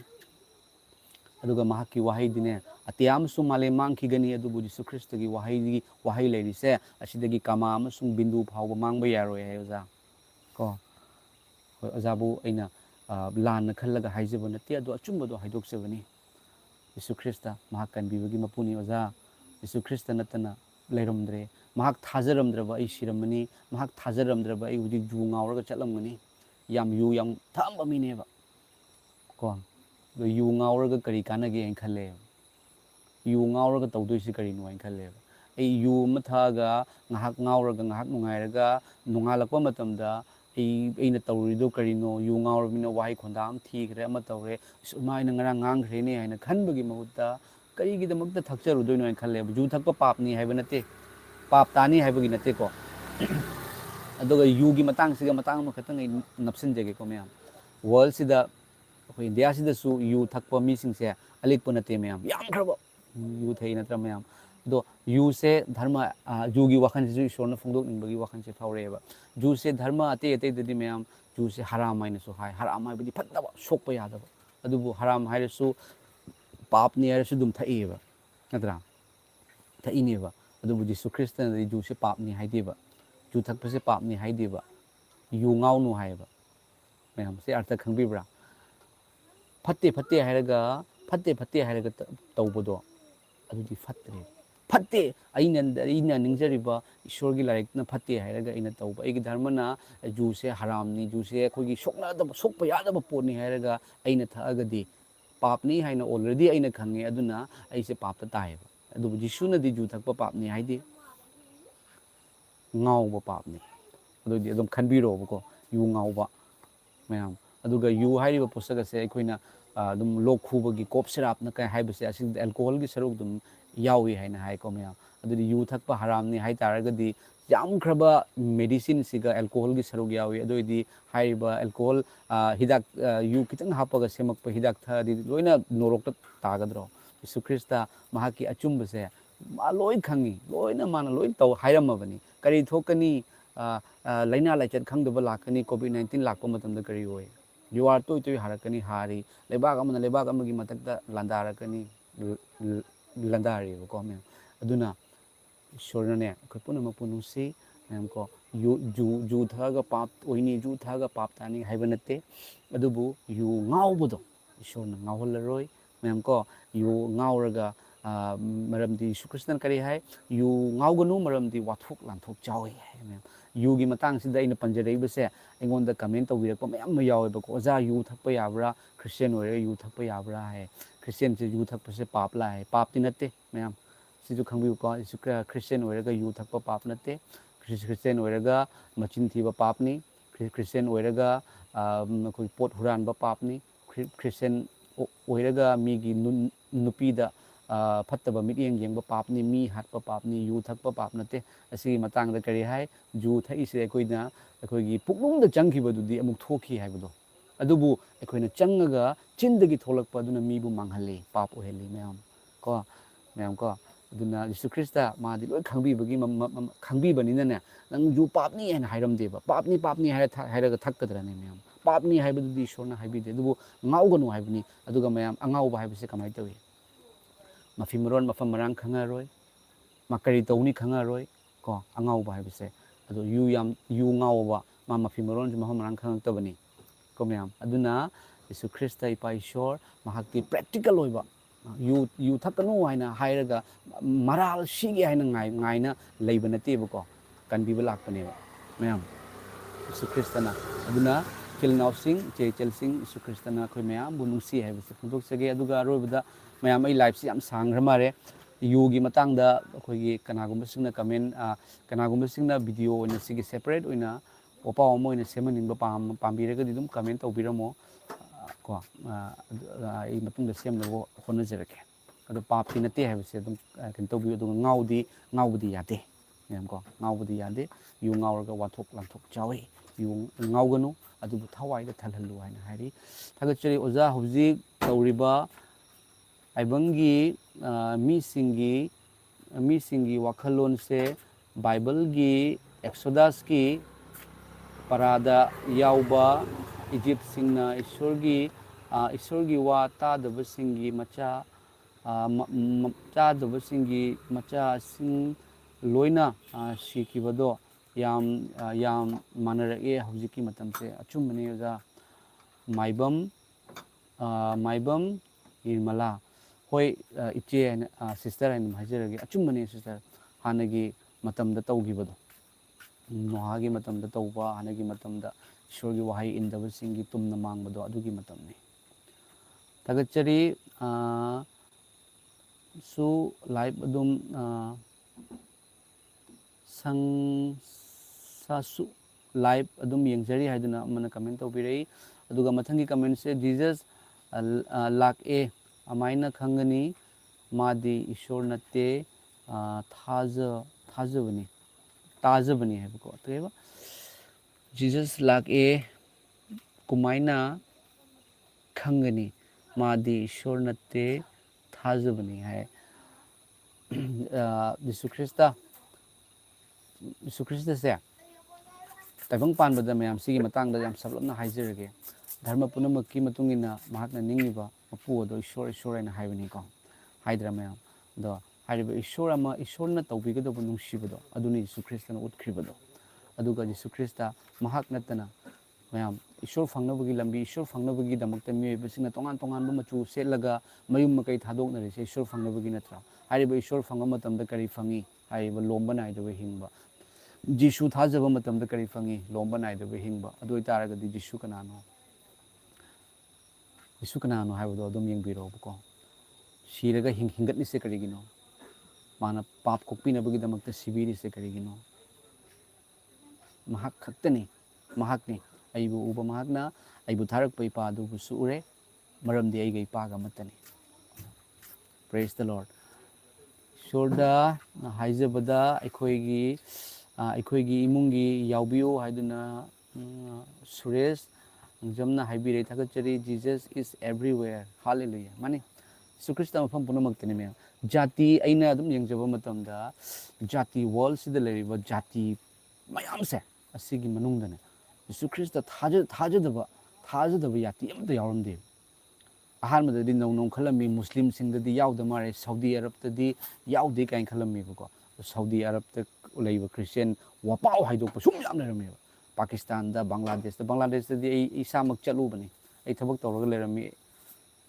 ꯕꯪꯒ꯭ꯂꯥꯗꯦꯁꯇꯀꯣ ꯑꯗꯨꯒ ꯈ꯭ꯔꯤꯁꯇꯦꯟꯒꯤ ꯐꯦꯃꯤꯂꯤ ꯃꯌꯥꯝ ꯑꯃ ꯂꯩ ꯃꯨꯁꯂꯤꯝꯁꯤꯡꯒꯤ ꯃꯔꯛꯇꯁꯨ ꯃꯔꯝꯗꯤ ꯖꯤꯁꯨ ꯙꯔꯃ ꯁꯟꯗꯣꯛꯇꯦ ꯑꯗꯨꯕꯨ ꯌꯤꯁꯨꯅ ꯙꯔꯃ ꯁꯟꯗꯣꯛꯄ ꯂꯥꯛꯄ ꯅꯠꯇꯦ ꯑꯗꯨꯕꯨ ꯀꯟꯕꯤꯕ ꯂꯥꯛꯄꯅꯤ ꯍꯥꯏꯕꯁꯤꯅꯤ ꯊꯥꯒꯠꯆꯔꯤ ꯃꯌꯥꯝ ꯑꯩ ꯂꯥꯏꯐꯁꯦ ꯌꯥꯝ ꯁꯥꯡꯉꯃꯔꯦ ꯑꯩꯒꯤ ꯕ꯭ꯔꯗꯔꯒꯤ ꯊꯕꯛꯀꯤꯗꯃꯛ ꯖꯤꯁꯨ ꯈ꯭ꯔꯤꯁꯇꯗ ꯋꯤꯁ ꯅꯤꯕꯤꯕ ꯐꯪꯒꯗ꯭ꯔꯥ ꯍꯥꯏꯕꯅꯤ ꯁꯣꯏꯗꯅ ꯍꯣꯏ ꯑꯩ ꯂꯥꯏꯐꯁꯦ ꯂꯣꯏꯁꯤꯜꯂꯛꯄ ꯃꯇꯝꯗ ꯑꯩ ꯃꯌꯥꯝ ꯄꯨꯝꯅꯃꯛꯀꯤ ꯀꯃꯦꯟ ꯇꯧꯕꯤꯔꯛꯄ ꯃꯌꯥꯝꯒꯤꯗꯃꯛꯇ ꯑꯩ ꯁꯨꯞꯆꯤꯟꯖꯔꯒ ꯄ꯭ꯔꯦꯌꯔ ꯇꯧꯖꯔꯛꯀꯦ ꯃꯌꯥꯝ ꯀꯃꯦꯟꯁꯦ ꯌꯥꯝꯃꯟꯕꯒꯤ ꯃꯔꯝꯅ ꯑꯃꯃꯝꯇ ꯄ꯭ꯔꯦꯌꯔ ꯇꯧꯔ ꯂꯩꯔꯒꯗꯤ ꯌꯥꯝ ꯀꯨꯏ ꯆꯪꯒꯅꯤ ꯑꯩꯁꯨ ꯗꯨꯀꯥꯟꯒꯤ ꯃꯃꯥꯡꯁꯤꯗ ꯐꯝꯖꯕꯅꯤ ꯃꯌꯥꯝ ꯕꯥꯏꯕꯜꯗꯒꯤ ꯏꯁꯣꯔꯒꯤ ꯋꯥꯍꯩ ꯑꯃ ꯄꯥꯖꯔꯝꯕ ꯃꯇꯝꯗ ꯊꯃꯣꯏꯗ ꯃꯌꯥꯝꯗ ꯐꯣꯡꯗꯣꯛꯅꯤꯡꯕꯒꯤ ꯑꯄꯥꯝꯕ ꯐꯥꯎꯔꯛꯄꯗꯒꯤ ꯁꯤꯌꯔ ꯇꯧꯖꯕꯅꯤ ꯉꯁꯤ ꯑꯩꯅ ꯄꯥꯊꯣꯛꯆꯈ꯭ꯔꯤꯕ ꯕꯥꯏꯕꯜꯒꯤ ꯚꯔꯁꯇꯣ ꯃꯌꯥꯝ ꯀꯥꯎꯕꯤꯒꯅꯨ ꯃꯦꯊ꯭ꯌꯨ ꯆꯦꯞꯇꯔ 25 ꯚꯔꯁ 31ꯗꯒꯤ ꯍꯧꯔꯒ ꯚꯔꯁ 46 ꯑꯁꯤ ꯐꯥꯎꯕꯅꯤꯀꯣ ꯍꯥꯃꯦꯡ ꯌꯥꯎꯒꯤ ꯋꯥꯌꯦꯟꯕ ꯍꯥꯏꯕꯁꯦ ꯑꯗꯨꯝ ꯍꯣꯔꯦꯟ ꯌꯨꯝꯗ ꯆꯪꯕ ꯃꯇꯝꯗ ꯌꯨꯝꯗ ꯑꯃꯨꯛꯇꯪ ꯐꯥꯛꯇꯣꯛꯑꯒ ꯄꯥꯔꯒ ꯌꯦꯡꯕꯤꯌꯨ ꯌꯥꯝꯅ ꯀꯩꯅꯣ ꯇꯧꯕꯅꯤꯀꯣ ꯏꯁꯣꯔꯒꯤ ꯃꯇꯤꯛ ꯃꯉꯥꯜ ꯌꯥꯝ ꯊꯟꯕꯅꯤ ꯑꯗꯨꯒ ꯍꯧꯖꯤꯛꯀꯤ ꯃꯇꯝꯁꯤꯒ ꯌꯥꯝ ꯆꯥꯟꯅꯕ ꯃꯤ ꯍꯥꯠꯇꯣꯛꯅꯔꯕ ꯃꯤꯅꯨꯡꯁꯤ ꯈꯪꯗ꯭ꯔꯕ ꯃꯁꯥꯒꯤꯗ ꯈꯜꯂꯕ ꯃꯇꯝꯁꯤꯗꯀꯣ ꯌꯥꯝ ꯆꯥꯟꯅꯕꯅꯤ ꯌꯤꯁꯨ ꯈ꯭ꯔꯤꯁꯇꯅ ꯐꯤ ꯊꯣꯡꯗꯕ ꯃꯇꯝꯗ ꯐꯤ ꯄꯤꯕꯤ ꯑꯩꯅ ꯂꯥꯝꯃꯕ ꯃꯇꯝꯗ ꯄꯤꯖꯩ ꯑꯩꯅ ꯅꯥꯔꯕ ꯃꯇꯝꯗ ꯑꯩꯕꯨ ꯌꯦꯡꯕꯤ ꯍꯥꯏꯕ ꯌꯥꯝ ꯅꯨꯡꯁꯤꯕꯅꯤꯀꯣ ꯃꯌꯥꯝ ꯃꯊꯪꯒꯤ ꯀꯃꯦꯟꯁꯦ ꯑꯩꯈꯣꯏꯒꯤ please pray four my family ꯍꯥꯏꯗꯨꯅ ꯍꯥꯏꯕꯤꯔꯛꯏ ꯁꯣꯏꯗꯅ ꯏꯁꯣꯔꯗ ꯍꯥꯏꯖꯒꯦ ꯑꯗꯨꯒ ꯑꯣꯖꯥꯅ ꯍꯥꯏꯕꯤꯔꯛꯄ ꯋꯥꯗꯨ ꯆꯨꯝꯃꯤ ꯍꯥꯏꯗꯨꯅ ꯊꯥꯒꯠꯆꯔꯤ ꯃꯌꯥꯝ ꯑꯩꯒꯤ ꯂꯥꯏꯐꯁꯦ ꯂꯣꯏꯁꯤꯟꯖꯔꯒꯦ ꯑꯗꯨꯒ ꯉꯁꯤꯒꯤ ꯂꯥꯏꯐ ꯑꯁꯤꯕꯨ ꯌꯦꯡꯕꯤꯔꯤꯕ ꯑꯗꯨꯒ ꯃꯇꯨꯡꯗ ꯌꯦꯡꯕꯤꯔꯛꯀꯗꯧꯔꯤꯕ ꯄꯨꯝꯅꯃꯛꯀꯤꯗꯃꯛꯇ ꯑꯩ ꯁꯨꯞꯆꯤꯟꯖꯔꯒ ꯄ꯭ꯔꯥꯊꯅꯥ ꯇꯧꯖꯔꯛꯀꯦ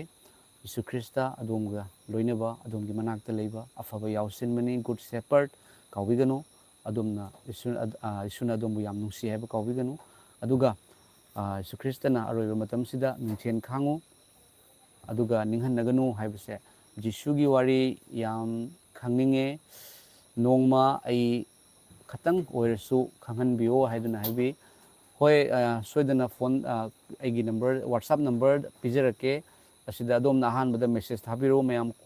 ꯀꯣꯜ ꯗꯥꯏꯔꯦꯛ ꯇꯧꯕꯤꯔꯛꯀꯅꯨ ꯃꯔꯝꯗꯤ ꯀꯣꯜ ꯌꯥꯝꯅ ꯑꯩ ꯃꯣꯕꯥꯏꯜꯁꯤꯗ ꯅꯝꯕꯔꯁꯤ ꯌꯥꯝ ꯆꯥꯏꯈꯤꯕꯒꯤ mi jat akhoi maru oina yamna call tawrakpane receive tawba ngamjade do receive tawdragadi amuk nungaite ko aduna mayam agi whatsapp number da I haijarake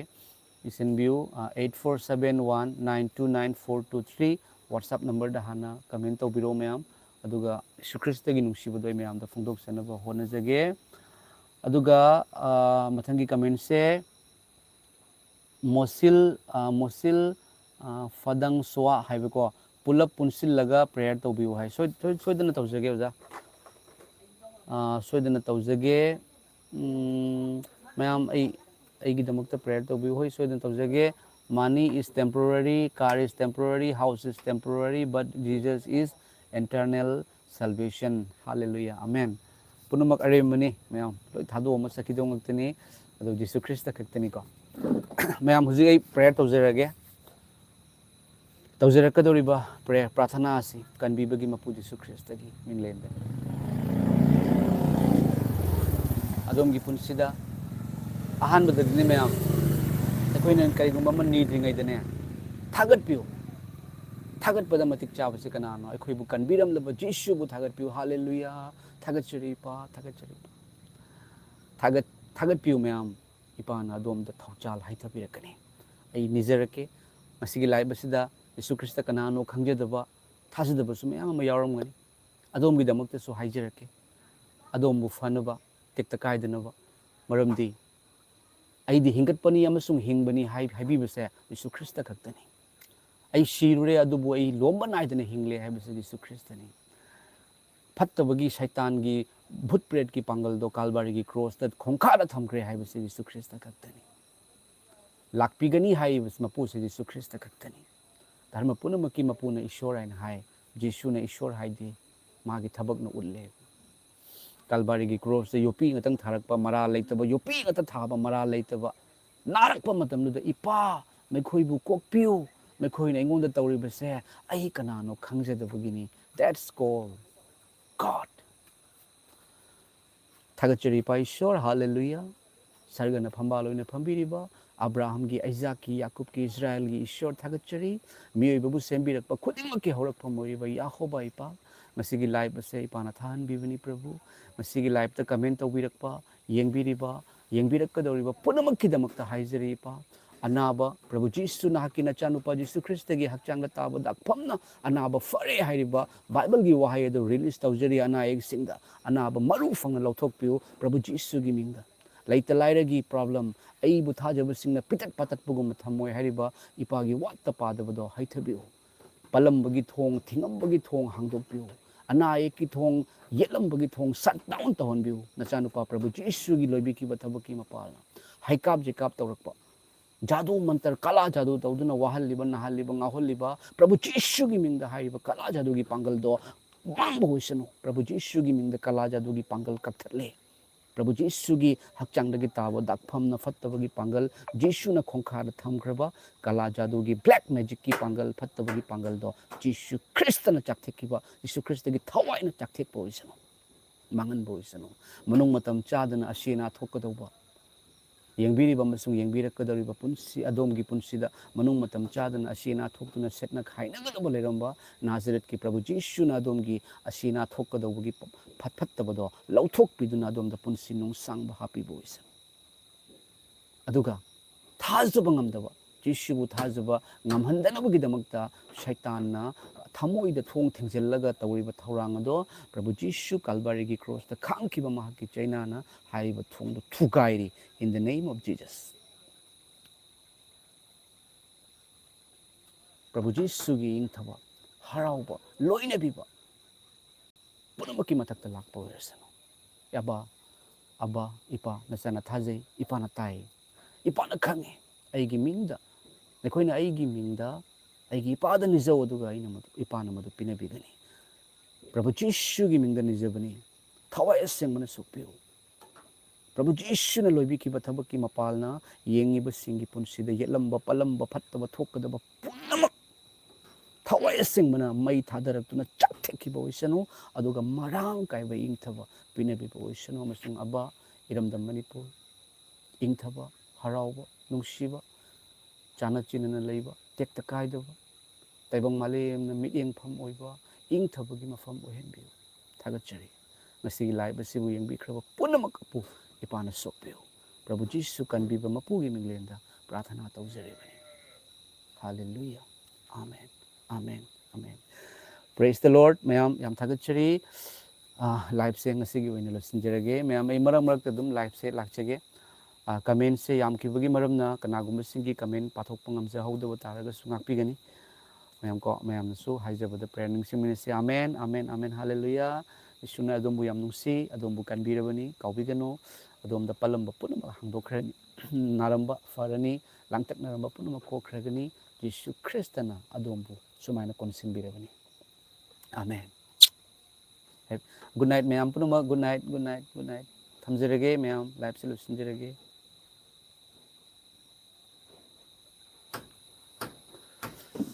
Hallelujah.